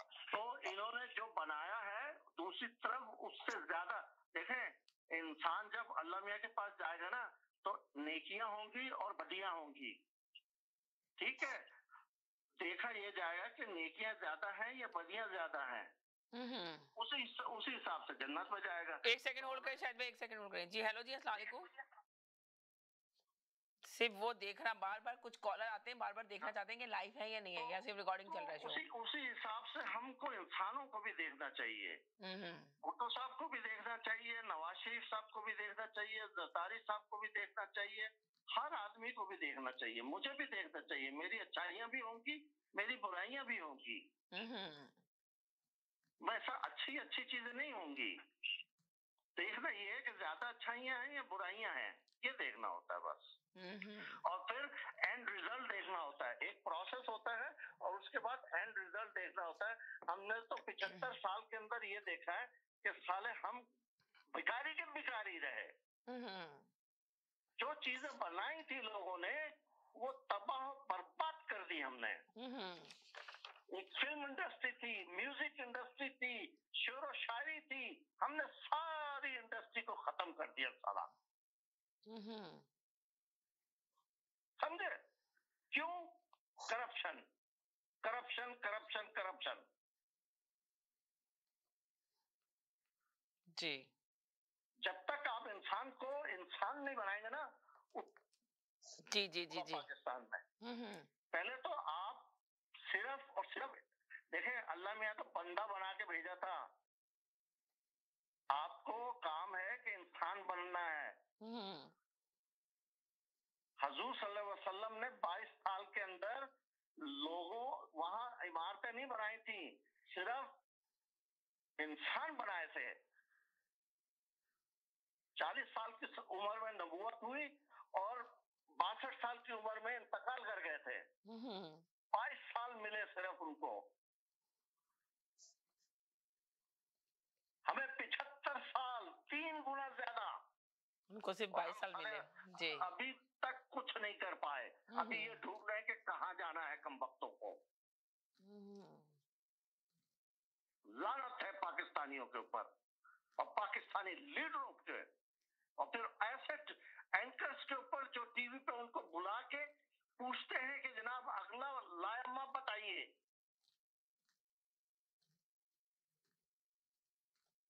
ये है एंकर भी साले हमारे बिके हुए कमबख्त, सबको पता है। चले शायद भाई, ओके, थैंक यू, अल्लाह हाफिज। जी जनाब। जी जी, ये बात हो चुकी है इस शो में कि भुट्टो साहब ने बुनियाद जरूर रखी थी इक्वल पावर की, लेकिन भुट्टो साहब के बाद ज़ियाउल हक आ गए थे। ज़ियाउल हक के भुट्टो साहब की सारी दुनिया को पता है कि कितने एक दूसरे को लाइक करते थे। वो जब चाहते ये खत्म कर सकते थे। उन्होंने चलने दिया क्योंकि हमारे मुल्क के लिए ये बेहतर था। उनके बाद आए नवाज शरीफ, नवाज शरीफ ने भी चलने दिया, और भुट्टो जी और नवाज शरीफ की पीपल पार्टी की बनती थी एक दिन की, उन्होंने भी चलने दिया। ये सबको क्रेडिट जाता है इस चीज का।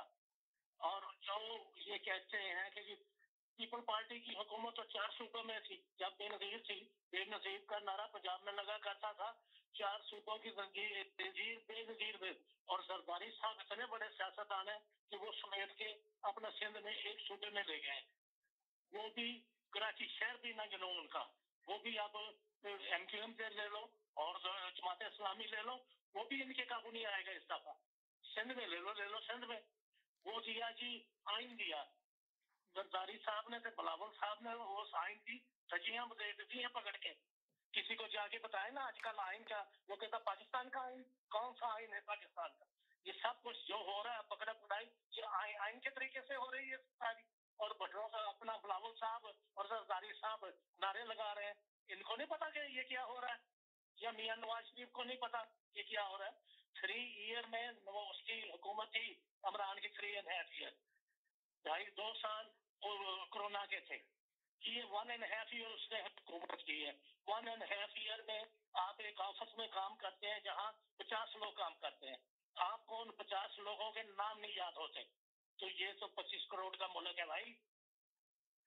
जरा होश से बात किए, आर्ग्यू किए जा रहे हैं, एक दूसरे की बात तो सुनते नहीं आप लोग। चले और कॉलर लेंगे, जैसा वाला और दूसरे। जी जैदी भाई, रुक जाए, जैदी भाई से ले लूं। जी जैदी भाई। जी समीना, पहले वही जवाब देने, और ये आप मुझे अरे पे करवा जाती हैं, और वो सब जो है वो, अरे तो सबका इसलिए कि बहुत सारे कॉलर आए थे तो उनको इकट्ठा में नहीं ले सकती थी। उनको तो आपने बात करने की इजाजत दे दी, और मुझे आपने आपकी बात तो कितनी सारी मैंने की है। जैदी भाई को 2 मिनट का ले लें, फिर इसके बाद आपकी लेती हूँ। जी जैदी भाई बोलें। जी हेलो। जी समीना जी। बस मैं कह रहा हूँ कि माशाल्लाह पाकिस्तानियों को बहुत अच्छा सलाम करके गए आपके एक भाई, लानत भेज के गए और बेगैरत भी कह के गए। तो जितने पाकिस्तानी सुन रहे हैं उनको मुबारकबाद हो कि पाकिस्तानियों का क्या किरदार है, उनके लिए क्या इनामात देते हैं लोग। और बाकी तमाम तारीफ के मस्क करने वालों को मैं यही कहूंगा कि अपने अपने गिरबानों में झांके और उसके बाद पाकिस्तान के लिए और पाकिस्तान के लीडरों के लिए बात किया करें, और बाकी अब आप दूसरों को ले लें। चलिए भाई बोले अब आप। जी समीना, कोई बात कर रहा होता है तो वो मुझे बात करने का थोड़ा सा एक इंसान आता है, वो जो मर्जी कह के चले जाते हैं। उन्होंने जो पाकिस्तानियों के लिए लफ्ज यूज किए, हम सब पाकिस्तानी हैं and we are proud to be a Pakistani. ठीक है, हम वहाँ पे पैदा हुए, उन्होंने उस मुल्क में हमें यूनिवर्सिटी की तालीम तक हमें कोई पैसा नहीं देना पड़ा। आपको पता है, स्कूल फ्री था, आपके कॉलेजेस फ्री थे, अच्छे कॉलेजेस, उसके बाद यूनिवर्सिटीज फ्री थी, और उसमें हम पढ़ के इस काबिल हुए कि हम सोचने समझने की सलाहियत हम में आई, और उन्होंने ही इस काबिल बनाया कि हम मास्टर्स करके और दूसरे मुल्कों पे बड़ा अच्छे तरीके से इमिग्रेशन लेके आए।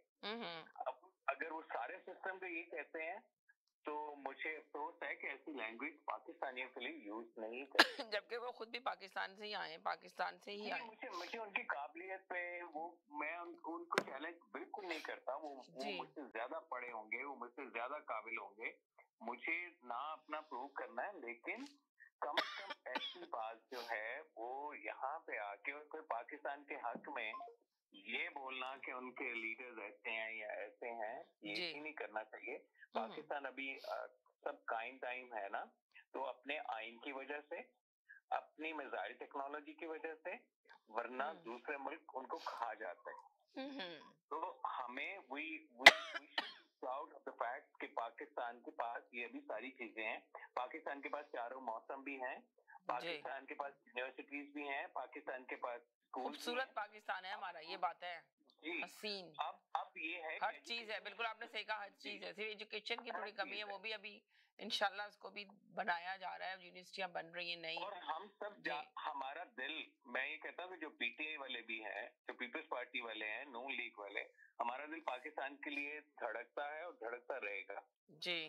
और हमारे अबाव जुदात जो है वो पाकिस्तान जी जी जी जी जी जी समीना भाई, हमें पाकिस्तान के हाँ भाईजान बात कर रहे हैं कि पाकिस्तान के मुतालिक और पाकिस्तान के लीडरों के मुतालिक ऐसी बात नहीं करना चाहिए। हाँ, ऐसी बात नहीं करनी चाहिए अगर वो ऐसे काम ना करें जैसा उन्होंने पाकिस्तान को कर दिया है। बिल्कुल नहीं करते। हमने कभी, मैं यहाँ 50 साल से हूँ और 50 साल में कभी भी ऐसी फीलिंग नहीं आई पाकिस्तान के लिए और पाकिस्तान के लीडरों के लिए, इसलिए कि जब उन्होंने पाकिस्तान की ऐसी दुर्गत बना दी है और रही मिसाइल की और एटमी ताकत, तो जहां आपके 10,000 मुस्लिम ब्रदर और बच्चे मार दिए गए हैं, तो ऐसी एटमी ताकत का क्या फायदा और ऐसे मुल्क का क्या फायदा जो आप अपने लिए और अपने मुसलमान भाइयों के लिए कुछ नहीं कर सकते। इस पर फिर मैं कहता हूँ कि लानत है। अगर एक मुसलमान को हर्ट होता है ना तो दूसरे को तकलीफ होती है, और अगर नहीं होती तो आप मुसलमान नहीं हैं। सऊदी भाई एक सेकंड, शाहिद भाई जरा एक सेकंड, शोएब भाई जरा मुझे ये बताएंगे कि इस प्रोग्राम में पाकिस्तानियों को नासूर कहा नहीं कहा आपकी पार्टी के लोगों ने? इस प्रोग्राम में जो आपकी पीटीएम वाले आते हैं उन्होंने नासूर कहा, ये पाकिस्तानी नासूर है। सुन तो ले, पूरी बात तो सुन ले। उस वक्त भी आपका राइट बनता और एक आवामी अखबार वाले भी आके बोलते कि ये जी पाकिस्तानियों को जो कहा गया है वो सही नहीं कहा गया है। जरा उस वक्त ही बोलते, सुन तो ले, मेरी बात तो कंप्लीट सुन ले। फिर दूसरी बात आइन, फिर आप कह रहे हैं हमारे मुल्क में आइन, सुन तो ले, आइन आप जवाब दे दिएगा, पर आइन का आखिरी सुन ले। आपने आइन की बात करी, आपके जो आपका जो इलेक्शन हो रहा है क्या वो आइन के मुताबिक हो रहा है? वो इलेक्शन आपके आइन के मुताबिक हो रहा है क्या? वो 90 डेज में इलेक्शन हो रहा है? मुझे आप इन दो बातों का जवाब दे करेगी आप आके, और आप आज भी कह रहे हैं कि वहां पे जाके खड़े होना चाहिए।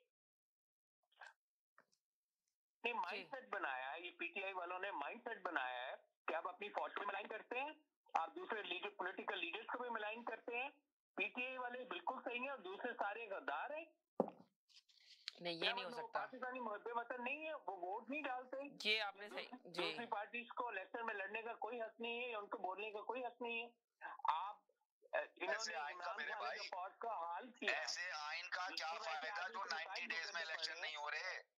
आपके चीफ जस्टिस साहब ने तो ये कहा ना कि हम आइन जो आइन है हम उसके मुताबिक इलेक्शन होगा, आइन के मुताबिक। तो 90 डेज में इलेक्शन हो रहा है, मुझे हाँ या ना में जवाब दे दें आप, हाँ या ना में। आइन किसने दिया? एक सेकंड होल्ड करें, 1 सेकंड होल्ड करें। वो लाना जी हेलो जी, अस्सलाम वालेकुम। बात करते हैं यार। समीना कैसी हैं आप? बस ठीक ठाक, आप सुनाइए कैसी हैं? मुबीना बात कर रही हूँ। लॉन्ग टाइम, बड़ी प्यारी लग रही हैं आज आप। मेरा अच्छा मेकअप किया हुआ है, हेयर स्टाइल बहुत अच्छा है। अच्छा, बहुत शुक्रिया, thank you so much, thank you.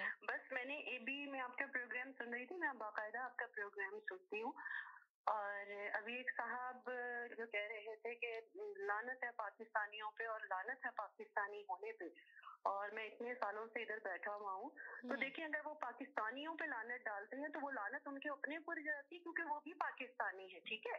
और दूसरा, जब यहाँ बैठ के हम लानत मलामत तो कर सकते हैं, उन्होंने यहाँ बैठ के अपने मुल्क के लिए क्या किया, ठीक है। हम कहते हैं कि जी वो आप मुझे बताएं, ये सऊदी अरब जो है ये बोला, ये बोल रहे, सऊदी अरब तो नहीं बोल रहा जी, ठीक है।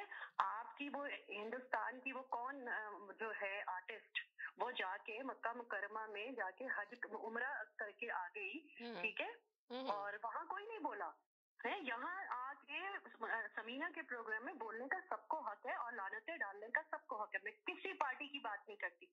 आपके वो कहते हैं ना, एक गाना है, अपने ही गिराते हैं नशे मन पे बिजलियां, ठीक है। हम में ना सलूक है ना इत्तेफाक है, हम एक पाकिस्तानी दूसरे पाकिस्तानी से खुश नहीं होता। वो साहब ये कह रहे थे कि उनसे ये पूछेंगे, मैं पूछती हूँ कि हमारे अपने अगर हम देखते हो इर्द गिर्द जितने भी पाकिस्तानी है, क्या हम उनसे अच्छी तरह आंख मिला के बात करते हैं? हम तो कहते हैं हमारी कॉलोनी में तो पाकिस्तानी होना ही नहीं चाहिए, हमारे जैसा तो वो, हमें तो गोरों की कॉलोनी में रहना, गोरे हमें जूती मार ले, जो मर्जी कह ले, हंस के जो मर्जी कह ले, हम बड़े प्यार से सहते हैं।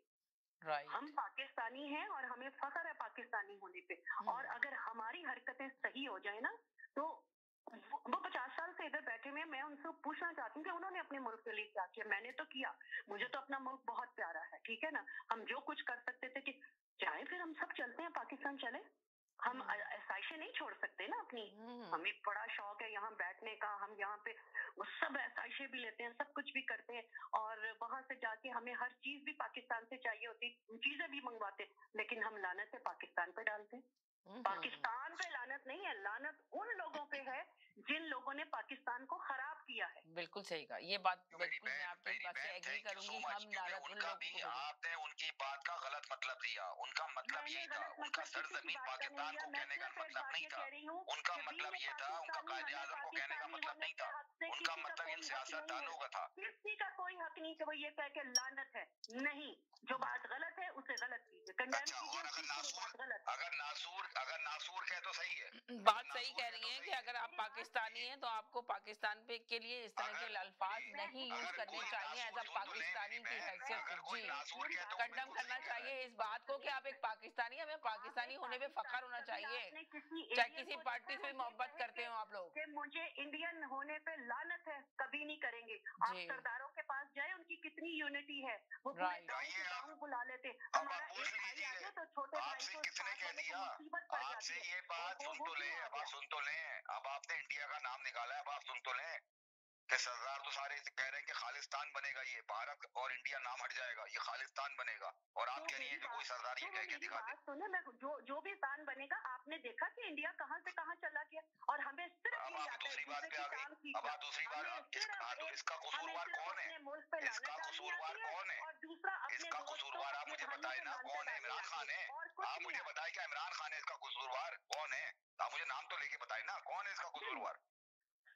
आपको नहीं पता कौन कसूरवार है? अभी से नहीं है, नवाज शरीफ है। मैं तो कह रहा हूँ नवाज शरीफ है, आसिफ अली जरदारी है, नवाज शरीफ और आसिफ अली जरदारी है, फजलुर रहमान है। मैं तो नाम लेके बता रहा हूँ, आप भी नाम ले दें, आप भी नाम ले दें। पीछे जाए 72, 70, 73 साल पीछे जाए, फिर आपको पता चलेगा। हम तो इस काबिल ही नहीं थे कि हम, मतलब जो हमारी हरकतें रही है ना शुरू से आखिर तक, ठीक है, हम इनोसेंट पीपल है, हमें नहीं पता कुछ। आपकी जो हुक्मरान है ना, वो आप लोग चुनते हैं? क्यों गंद उठा के वो हुक्मरानों को ही कह रहे हैं, वो हुक्मरानों को ही कह रहे हैं कि लानत है ऐसे हुक्मरानों पे, वो हुक्मरानों को ही कह रहे हैं। लानत है ऐसे हुक्मरानों पे, लानत है पाकिस्तानी होने पे। मैं सिर्फ उसकी पाकिस्तानी होने पे, और हम लानत है वो एंकरों पे जो बिक जाते हैं। एक बात ये भी कहा था शायद भाई ने। आप क्यों फिर इस कॉल तो आप एक बात आप सुन तो लें, इस प्रोग्राम में सुन तो लें, इस प्रोग्राम में आप सुन तो लेना, इस प्रोग्राम में एक नफसियाती मरीज भी आता है, वो भी ये कहता है कि ये नासूर है, ये पाकिस्तानी नासूर है। जरा उस वक्त भी कॉल कर लीजिएगा, आपकी बड़ी मेहरबानी होगी। आप उस वक्त भी कॉल करके याद दिलाइएगा कि कोई आगे नासूर अगर कह रहा हो पाकिस्तानी। एक मिनट के लिए अब मेरी बात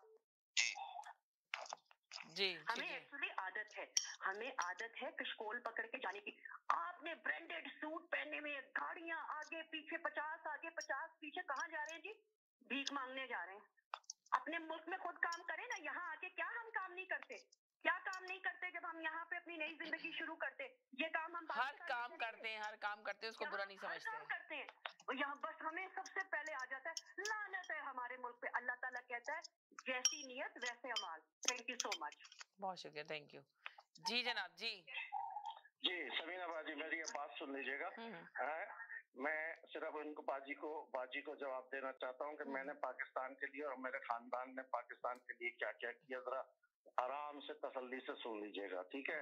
मेरे वालिद साहब का पूरे ईस्ट पाकिस्तान में और वेस्ट पाकिस्तान में बिजनेस था। तकरीबन 50 से ज्यादा हमारी ब्रांचेस थी, जो कि हबीब बैंक को हम सर्विस प्रोवाइड किया करते थे, सारी ऑटोमेशन की। ठीक, वो तबाह हो गई जब ईस्ट पाकिस्तान खत्म हुआ और जंग हुई। ठीक, हमारी फूड इंडस्ट्री थी वहां पर, सुपर फूड इंडस्ट्री के नाम से कस्टर्ड, अचार, जेली और बेशुमार चीजें बेचा करते थे।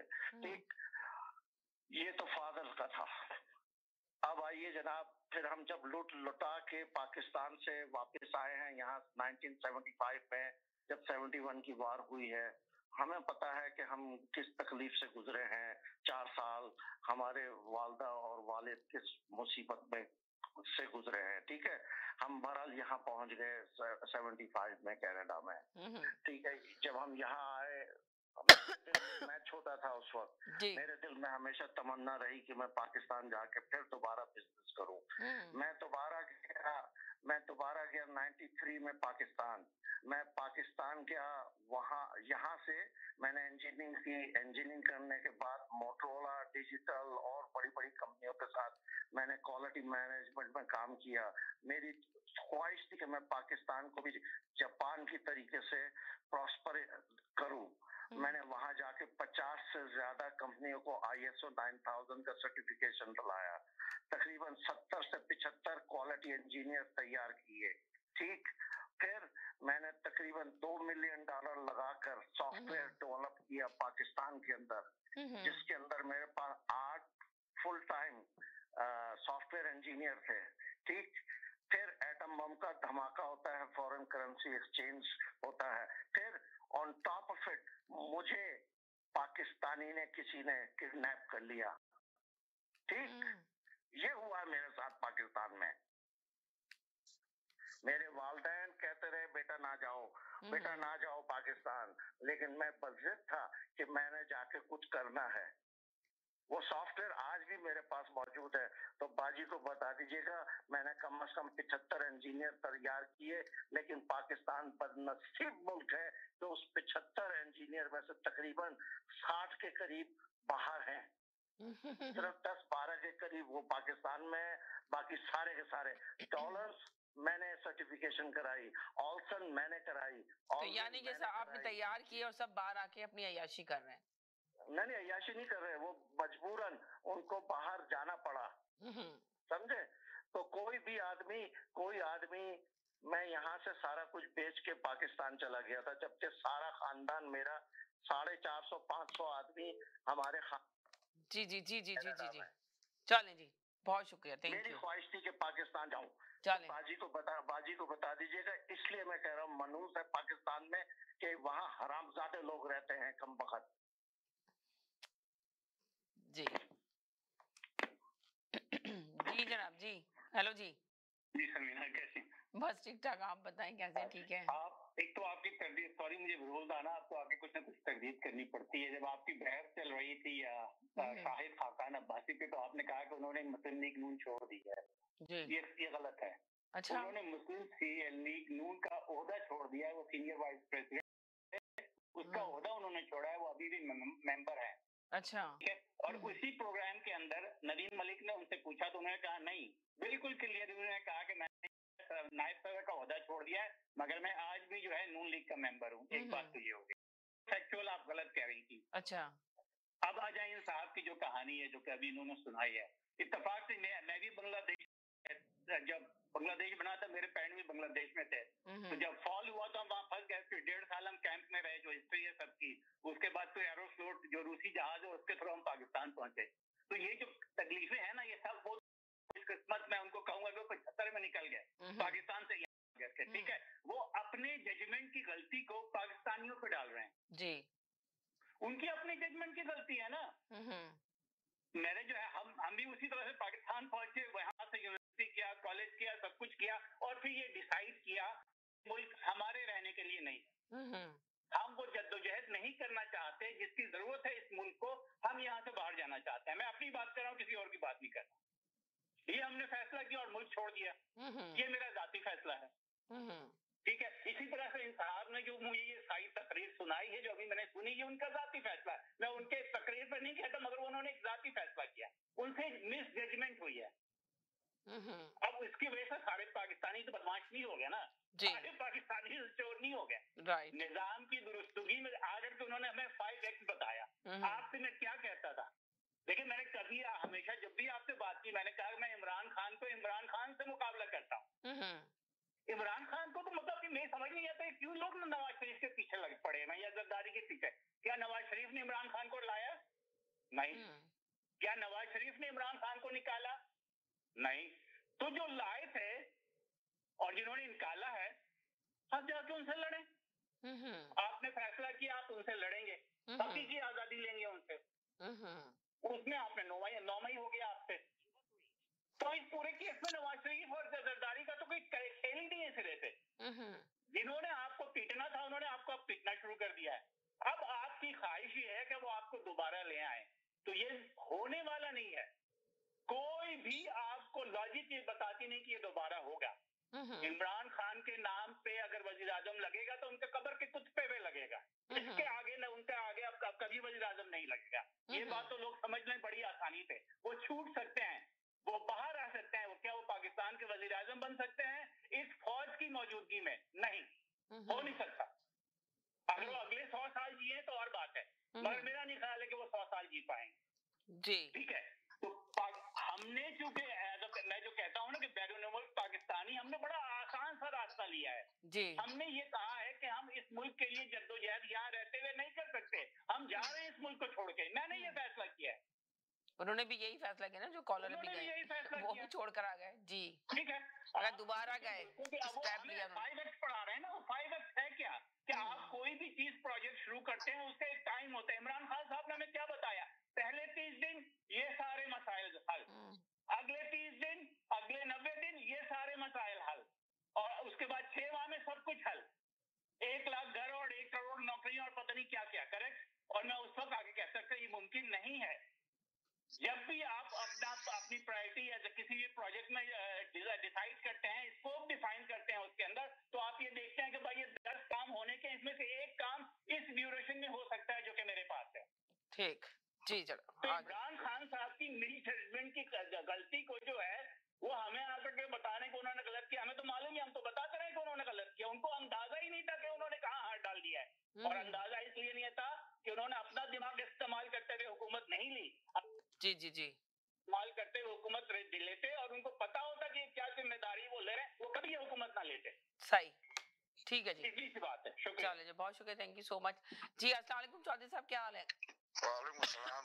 अरे आपकी 3 दफा कॉल आई मगर मैं आपको एयर नहीं कर सकी से कॉल। जी चलो कोई बात नहीं। तो मैं ये कह रहा हूँ कि देखिए मेन टॉपिक। अच्छा, इस पे आ जाए, फोन पे आ जाए जरा सा, तो नंबर आपकी आवाज क्लियर आएगी। आपकी आवाज इस पे क्लियर आती है, इस पे नहीं आती। जी ओके, थैंक यू जी। जनाब कहीं नहीं जाइएगा, मेरे साथ रहिएगा। छोटे से ब्रेक के बाद वापस आती हूँ।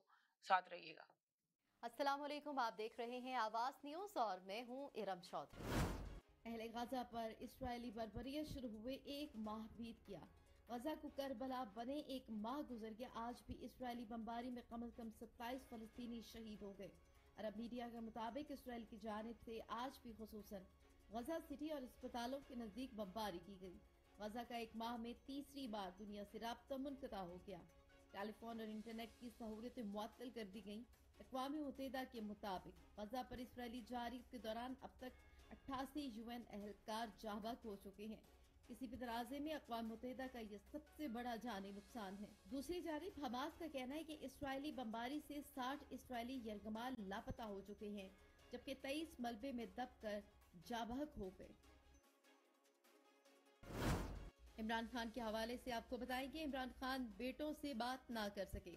अदालती अहकामात के बावजूद सुप्रिंटेंडेंट अडयाला जेल ऑफिशियल ने इमरान खान के बेटों से बात ना करवाई।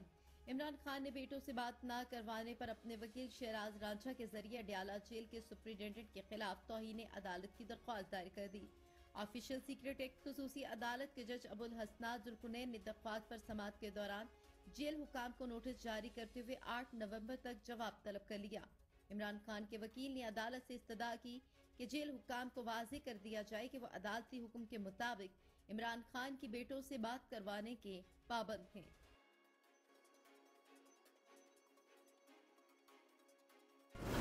कनाडा के झीलों में दीगर मूजी वायरसेस की तलाश। कनाडा में कोविड-19 के वबाई दौर में सीवरेज के पानी की जांच करना एक मामूल बन चुका था। इस तज्जिये के जरिए ये अंदाजा लगाया जाता था कि किसी मखसूस कम्युनिटी से किसी मिकदार में वायरस गर्दिश कर रहा है। कनाडा के मुहक्किकीन अब सूबा नोवा स्कोशिया में मीठे पानी की झीलों में जांच के लिए यही तरीका इस्तेमाल कर रहे हैं, जहां उन्होंने हाल ही में सूबे की झीलों में कोविड-19 और दीगर इंसानी वायरस दरियाफ्त किए हैं। हालांकि आलमी इदारा सेहत के मुताबिक कोविड-19 पानी के जरिए मुंतकिल नहीं होता, लेकिन मुहक्किकीन इस बात की तहकीक कर रहे हैं कि आया साफ पानी में मौजूदा मूजी वायरस इंसानी हयात को किस हद तक मुतासिर कर सकते हैं।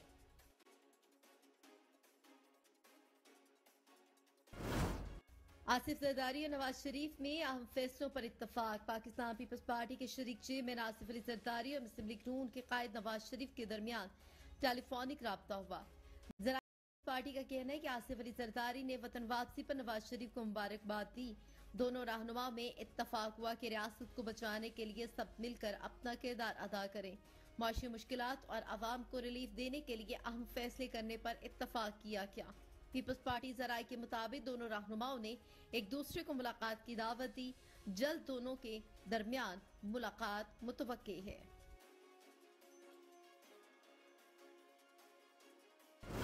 बलूचिस्तान में हेल्थ इमरजेंसी नाफिज। बलूचिस्तान में कांगू वायरस के केसेस में इजाफे के बाद हेल्थ इमरजेंसी नाफिज कर दी गई। निगरान वज़ीर आला अली मर्दान डुमकी की ज़ेर सदारत कांगू वायरस से मुतालिक इजलास हुआ, जिसमें उन्होंने बताया कि इब्तदाई शवाहिद के मुताबिक बलूचिस्तान में हरनाई से ताल्लुक़ रखने वाले मरीज से वायरस फैला है। उनका कहना था कि सिविल अस्पताल के मुतासरा वार्ड को सील, जबकि दीगर शोबों को खुसूसी इक़दाम के तहत जरासीम से पाक करवाया गया। सेक्रेटरी सेहत ने बताया कि डॉक्टर, तिब्बी अमले और मरीजों समेत 112 अफराद के नमूने हासिल कर लिए गए हैं। उन्होंने बताया कि सूरत हाल काबू में है। कांगू वायरस के मजीद फैलाव को रोक लिया गया। अस्पताल इंतजामिया के मुताबिक बलूचिस्तान में इस साल कांगू वायरस से इंतकाल करने वाले अफराद की तादाद 18 हो गई। आवाज न्यूज से फिल वक्त इतना ही। मजीद खबरों और अपडेट्स के लिए देखते रहिए आवाज न्यूज।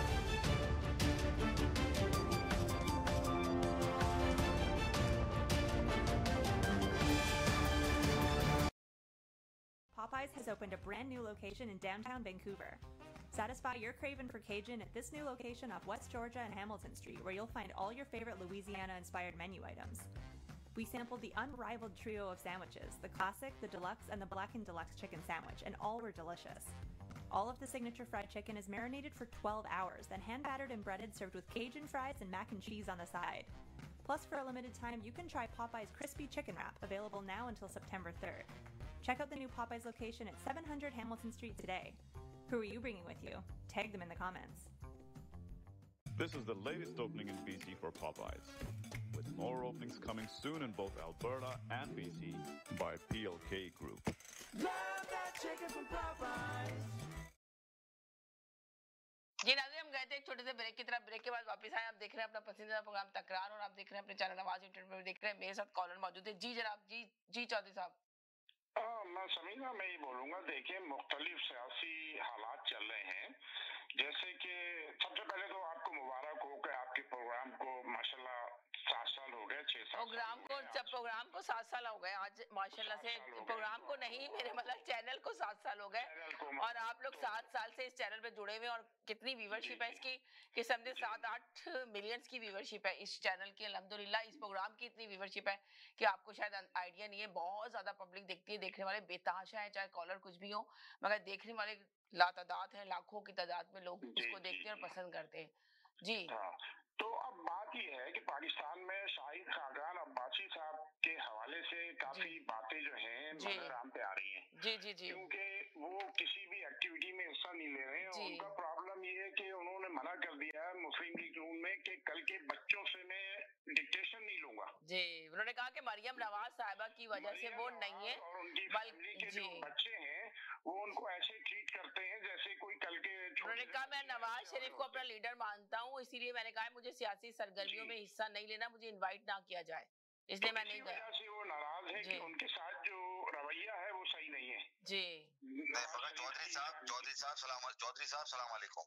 वालेकुम सलाम। देखिए आप जो कह रहे हैं मैं आपकी बात से बिल्कुल इत्तेफाक करता हूँ, मगर आज जो उन्होंने इंटरव्यू दिया है नदीम मलिक के प्रोग्राम में, उनका कोई अब इस पार्टी से राब्ता रहा ही नहीं है। आप अंदाजा लगा लें कि नवाज शरीफ भगोड़े को जब नाअहल करार दिया था तो ना उसने अपने भाई पे भरोसा किया, ना अपने भतीजे पे भरोसा किया। उसने शाहिद खान अब्बासी के हाथ में पार्टी की वजीर आजम बना दिया था, आपको याद होगा ये भी, है ना। तो कहने का मेरा ये मतलब है मेरे भाई कि वो नवाज शरीफ से मिलने गए थे लंदन, वो उनकी आखिरी मुलाकात थी। अब आप ना उनको कभी नवाज शरीफ के साथ देखेंगे, ना कभी आप उनके बारे में, नवाज शरीफ के बारे में कोई अच्छा अल्फाज वो कहेंगे। जी, वो कह भी नहीं रहे ना, पार्टी को खैर बात कह दिया है। ये आज नदीम मलिक के प्रोग्राम में उसने बात कही है। मैं आपको इस वजह से कहना चाह रहा हूँ कि आप एक पढ़े लिखे आदमी हैं, तो मैंने कहा मैं आपको इस बात की वजाहत कर दूं कि ऐसा नहीं है कि वो के ताल्लुकात जरा खराब हो गए, उन्होंने पार्टी को खैर बात कह दिया है। अब आप अपनी बात कंटिन्यू करें सर। हाँ देखिए, मुख्तलिफ बातें लोग तो ये भी कहते हैं कि हो सकता है कोई इनकी पार्टी पॉलिसी हो कि नाराजगी शो की जाए, लेकिन ऐसी बात नहीं है। नजर आ रहा है कि उनके साथ जो है जो जूनियर लोग हैं पार्टी के, जैसे मरियम और इनके घर के बच्चे, इन लोगों का रवैया जो है डिक्टेटरशिप वाला है, तो इस वजह से उनसे नाराजगी है और बड़ी मुश्किल से उनको नवाज शरीफ साहब ने रोका हुआ था। तो अब जो भी है आगे पता चल जाएगा। दूसरी बात ये, और आप ये देखें ना कि उन्होंने नवाज शरीफ से मुलाकात भी नहीं की, ये देखें। जी लंदन में तो मिलने, यूके में तो मिलने गए थे, मगर यहाँ पे उन्होंने मुलाकात नहीं की। और यहाँ जी पार्टी के पुराने लोग हैं तो नवाज साहब ने रिस्पेक्ट दी उनको और कहा। अब आप देखिए ना, उन्होंने लाहौर के जलसे में भी क्यों नहीं शिरकत की, ये सवाल भी पूछा गया तो उन्होंने कहा कि जी मैंने जो है ना जब बोल दिया कि मुझे इन सियासी सरगर्मियों में हिस्सा नहीं लेना, मैंने अभी स्टॉप कर दी इस पार्टी को, तो मैंने एक उम्र हुई ना उनको जब उनको रिस्पेक्ट नहीं मिल रही है बच्चों के आगे। और उन्होंने कहा कि आपने क्या मरियम नवाज साहिबा की तरह वजह से ये पार्टी को स्टॉप किया। उन्होंने कहा नहीं जी, मेरा मरियम नवाज साहिबा से इख्तिलाफ है, मगर मैं जो है ना, मेरा लीडर नवाज शरीफ है और नवाज शरीफ को मैं अपना लीडर मानता हूँ। ये बात उन्होंने की, मगर वो अभी पार्टी में नहीं है इस वक्त। ये आपने भी सुना होगा। चौधरी साहब एक बात और ऐड कर दूं, चौधरी साहब एक सेकंड की एक बात, मेरी बहन एक और चीज ये है कि वो अभी कहा गया कि वो सीनियर सदर है। आज जो भगोड़े की पार्टी सदारत यानी जो हुआ था, इजलास हुआ था, उन्होंने उस पे भी शिरकत नहीं करी है। खाकान अब्बासी, मुस्तफा नवाज खोकर और मुफ्ता इस्माइल, ये 3 आदमी एक अलग पार्टी बनाने का सोच रहे हैं कि जो वेट कर रहे थे नवाज शरीफ के इंतजार का। अब आप देख लीजिएगा कि बहुत जल्द ये ऐलान होने वाला है कि इन्होंने अपनी पार्टी अलग बना ली है। अब आप बोलिए अपना। जी चौधरी साहब बोले। इस सिलसिले में जो है मेरे पास खबर है कि ये एमकेएम के फारूक सत्तार से भी मुलाकात हुई है। जी बिल्कुल सही कहा। इसी सिलसिले में, लेकिन कोई ऐसी बात वाज़ेह सामने नहीं आई है। लेकिन ये बात आपकी सही है कि अंदर खाना जो है ये कुछ गड़बड़ चल रही है, लेकिन वो अभी ओपनली मंजर आम पे नहीं आई है, तो हो सकता है कुछ दिन में आ जाए। और जहाँ तक ये जो आज के प्रोग्राम की हेडिंग है पीएमएल और इल्जामात जो हैं, ये देखिए ये एक स्टोरी जो कहानी लिखी गई है ना, जो मैंने आपको पहले बताया, ये उसका हिस्सा है।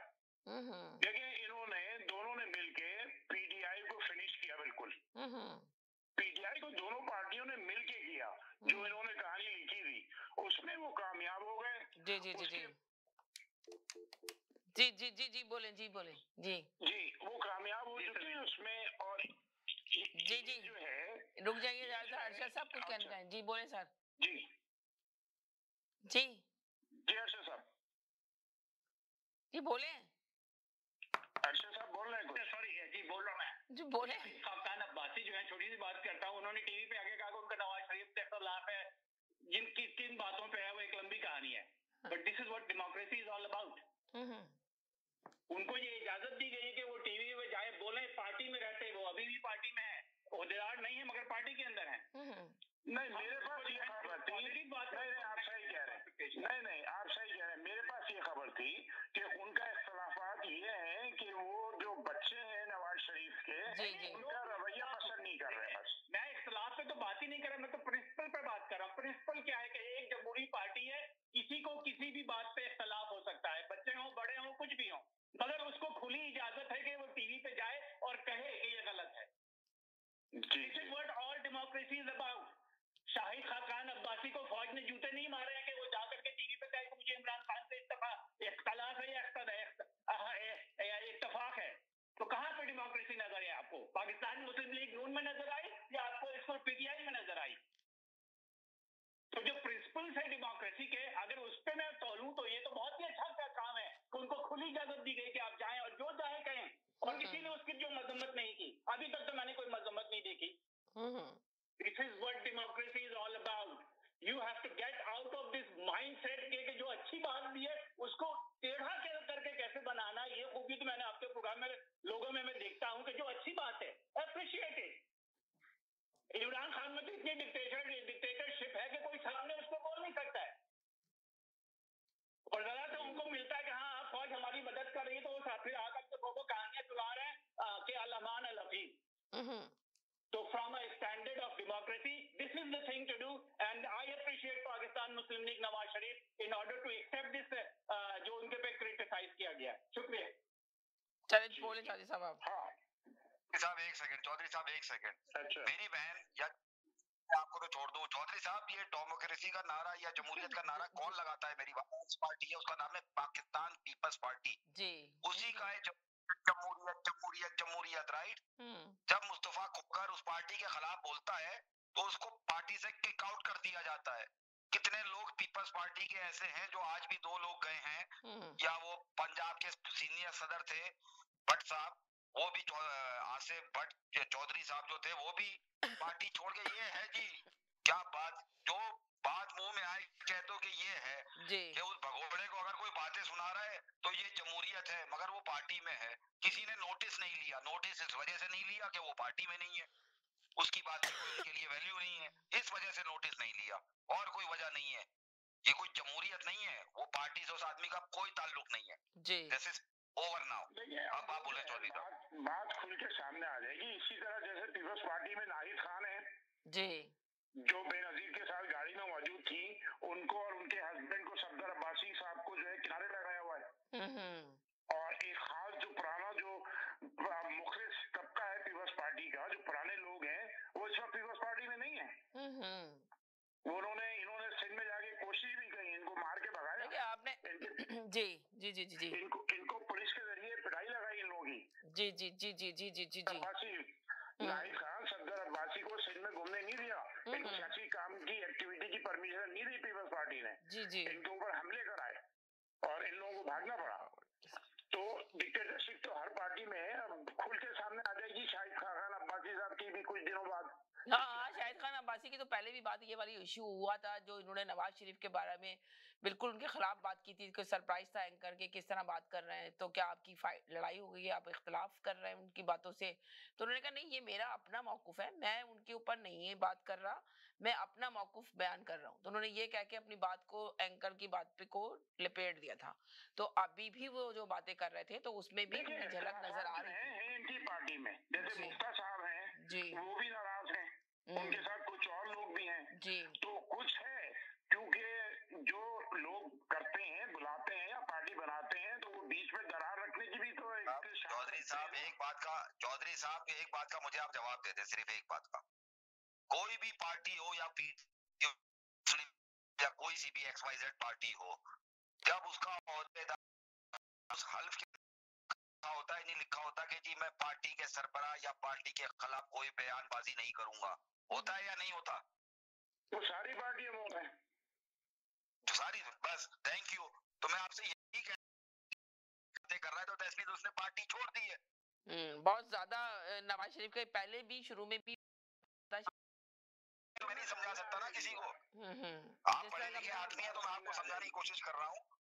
देखिए इससे ज्यादा तो नहीं समझा सकता ना, लोग हल्फिया बातें करते हैं ना, तो ये एमकेएम से ज्यादा तो कोई भी नहीं था ना।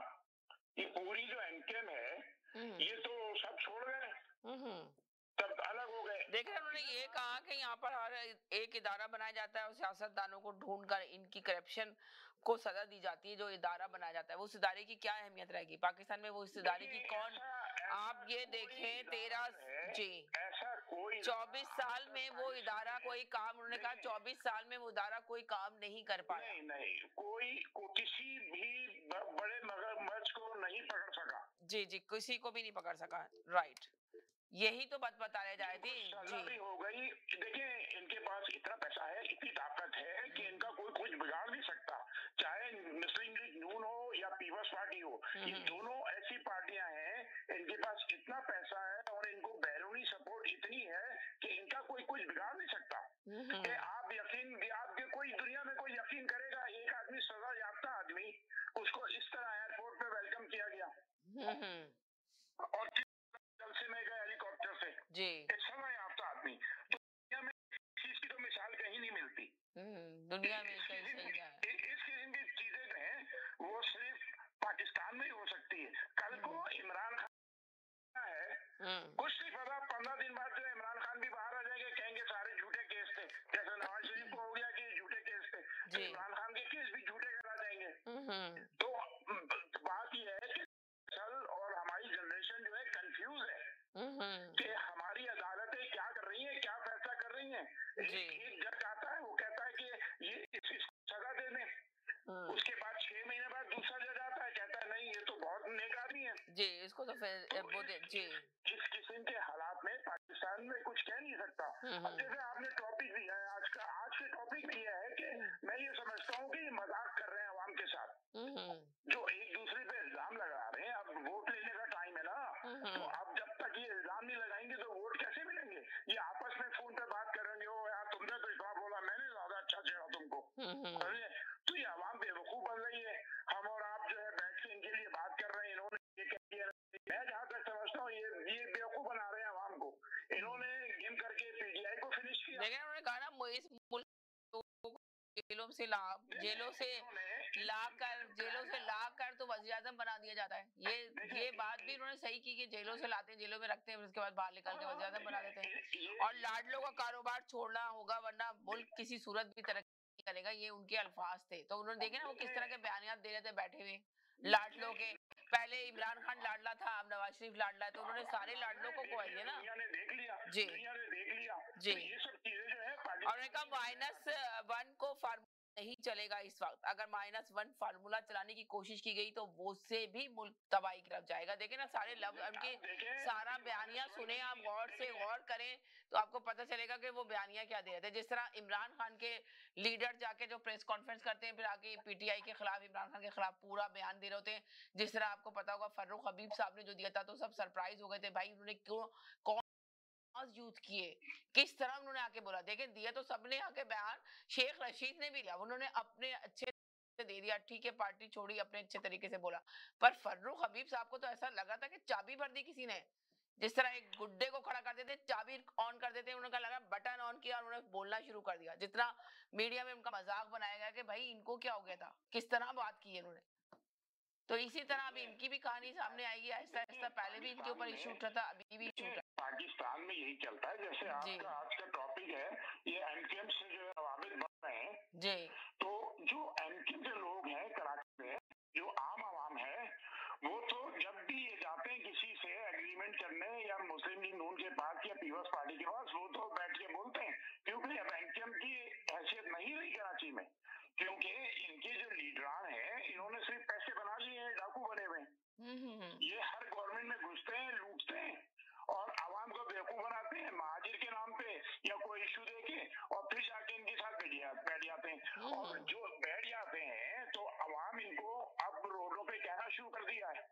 हमारे कोई दोस्त है, मेरी कल बात हुई थी कराची, तो आए थे मेरे पास इस्लामाबाद, तो वो लोग ये कहते हैं कि जनाब अब जो जिनके लोग जो नवाज शरीफ ने 92 को ऑपरेशन करके मरवाए थे, 15,000 जो नौजवान हैं वो आज तक गायब हैं।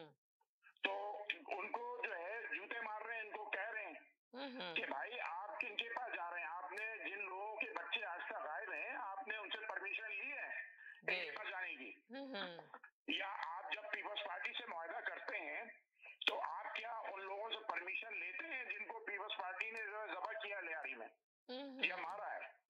तो उस वक्त ये चुप हो जाते हैं, आयमाय शाय कर जाते हैं। लेकिन इनका जो ये एमपीएम है, ये सिर्फ जो है ये डाकू है एक तरीके के, जैसे दूसरी पार्टी डाकू है ना, पैसे बनाते हैं।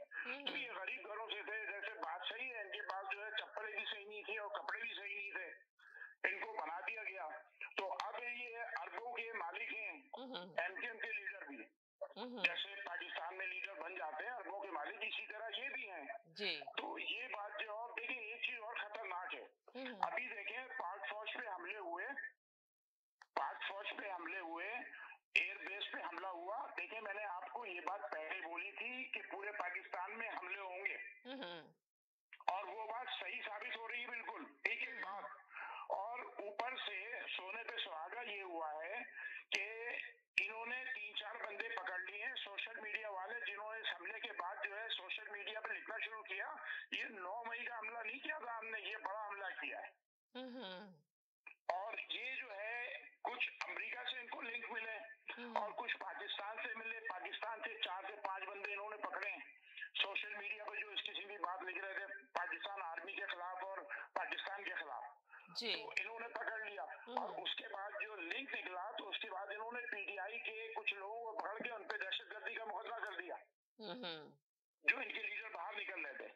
तो पीटीआई जो है मुस्तकिल गलती करती जा रही है, मुस्तकिल गलती करती जा रही है। इनके सोशल मीडिया टीम जो है, जो बाहर बैठी हुई है पाकिस्तान से, ये पाकिस्तान आर्मी के खिलाफ बातें कर रही है और मुस्तकिल कर रही है, जो इनके लिए सही नहीं है। और इसी वजह से जाहिर सी बात है, हसास इदारे जो हैं वो इनको आसानी से इलेक्शन में फ्री हैंड तो नहीं देंगे ना। जब कोई सियासी पार्टी ये काम, कोई ये बात नहीं है कि ये सिर्फ पीटीआई कर रही है, पाकिस्तान की जितनी भी सियासी पार्टियां हैं वो ये काम कर चुकी हैं जी, चाहे पीपल्स पार्टी हो, चाहे नून लीग हो, चाहे एनकेएम हो, कोई भी हो, ये सारी पार्टियां, चाहे वो एएनपी हो, इस किस्म के काम कर चुकी हैं और दोबारा वो आ जाती हैं। तो अब ये नहीं पता है कि अब पीटीआई जो ये कर रही है, इनको किस मुल्क की सपोर्ट हासिल है कि ये इतना खुला टुल्ला जो है सोशल मीडिया पे जो है कर रहे हैं। देखिए आसान बात नहीं है कि आप मुल्क में 14 शहीद हुए अभी, उसके ऊपर भी इन्होंने कमेंट्स किए हैं सोशल मीडिया पे और मुस्तकिल ये कर रहे हैं। तो ये जो है सही बात नहीं है और ये इनके लिए बहुत खतरनाक होगा। और जो भी लीडर इनका सामने आएगा, तो मुझे ऐसा लग रहा है कि वो जोश में सब बात तो कर रहे हैं, मुझे कोई जाती प्रॉब्लम नहीं किसी पार्टी से। तो अब जो है ये जो अभी 2-3 दिन के वाकयात जो हैं और जिस पर सोशल मीडिया इस्तेमाल किया है पीटीआई ने, तो ये इनके लिए खराब होगा और इनको इलेक्शन में बहुत ट्रबल हो जाएगी। या तो इनका जो भी उम्मीदवार होगा वो मुश्किल हो जाएगा, लोग डरेंगे इलेक्शन में पीटीआई की तरफ से हिस्सा लेते हुए, ये भी हो सकता है क्योंकि गलत एक्टिविटी कर रहे हैं ना, गलत लाइन में पड़ गए, या इनको लगा दिया गया जज्बात में गुस्सा जला के इनको लगवा दिया गया कि लग जाओ। देखिए ये पुराने पापी हैं, पुराने क्रिमिनल हैं, नून लीग और पीटीआई, ये जो है पीपल्स पार्टी। चौधरी साहब देखें, चौधरी साहब ये जो आप कह रहे हैं ना कि इलेक्शन में प्रॉब्लम होगी, चौधरी साहब ये देखिए कुछ पूछ रहे हैं। जी ये चौधरी साहब आप ये जो कह रहे हैं ना कि पीटीआई को इलेक्शन में प्रॉब्लम होगी, मेरे भाई टिकट डेट है, एक है उम्मीदवार, 3-3, 4-4 उम्मीदवार हैं एक सीट के ऊपर। यार 4 नहीं है साजी साहब, 8 हैं। बस देखें, अब आप खुद बोल रहे हैं, अब आप खुद अंदाजा लगा लें। ये उसको 8 मान रहे हैं, आप 4 मान रहे हैं, वो 8 मान रहे हैं। जरा अर्शद साहब का भी मैसेज ले लूं, 1 सेकंड। जी अर्शद साहब बोले, सर बोले आप लेंगे ना, एक सिंह चौकी तो फिर क्या होगा उनके साथ? उन पे भी केसेस बनेंगे, जो खड़े होंगे केसेस बन के। अभी कल परसों क्या हुआ है, अच्छा तो बताएं कि आपको ये भी पता होगा ना असद कैसर को क्यों गिरफ्तार किया गया? 2016 का केस, 2017 के केस में गिरफ्तार किया। फवाद चौधरी को क्यों गिरफ्तार किया गया, जरा बताएंगे आप दोबारा से?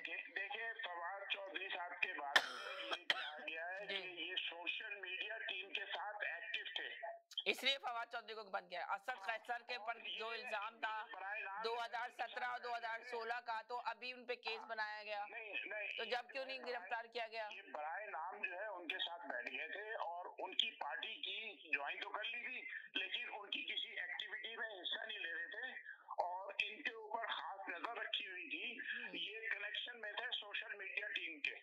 ओके। तो वो जो है प्रूव हो गया, इसलिए फवाद चौधरी साहब को दोबारा पकड़ के बंद कर दिया गया है, क्योंकि ये जो है जहांगीर तरीन की पार्टी से एक्टिव नहीं थे, उनकी मीटिंग तो जहांगीर तरीन की पार्टी में तो गए नहीं थे ना, वो तो शुरू में नहीं गए थे, जाके बैठे थे, जाके बैठे थे, मगर बॉडी लैंग्वेज उनका साथ नहीं दे रही थी, उन्होंने कोई बात नहीं की थी, साथ नहीं दे रही थी, लेकिन ज्वाइन तो कर ली थी ना। तो उन्होंने कहा था जब आप ज्वाइन कैसे कर ली थी, जबरदस्ती करके ज्वाइन करने वाली थी जी।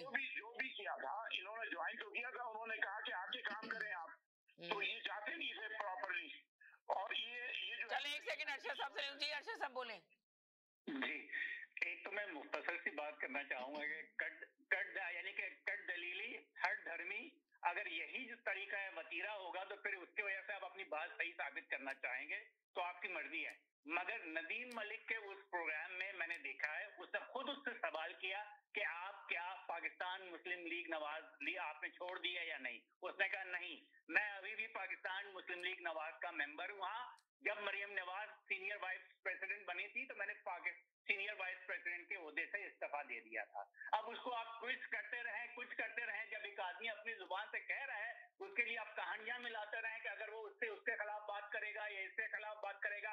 वो बात कर रहा है और वो पार्टी इजाजत दे रही है, डेमोक्रेसी की दलील है, ठीक है। इसको माने या नहीं माने आपकी मर्जी है। अच्छा, उसके बाद जो है आप आ जाए दूसरे, अब एक्चुअली किसी को मानने की जरूरत ही नहीं है, मैं तो अपना पॉइंट ऑफ व्यू दे रहा हूँ। You don't have to agree with it. Now going back to what happened to Fawad Chaudhary.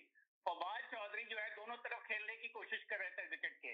उन्होंने मुलाकात की है ऑस्ट्रेलियन सफीर से, अमेरिकन सफीर से उन्होंने मुलाकात नहीं की है और उन्होंने ये कहा कि पाकिस्तान में जो कुछ हो रहा है वो इंसानी हुकूक के खिलाफ हो रहा है, इसके खिलाफ आप लोग हमारा साथ दें, ये उन्होंने कहा है।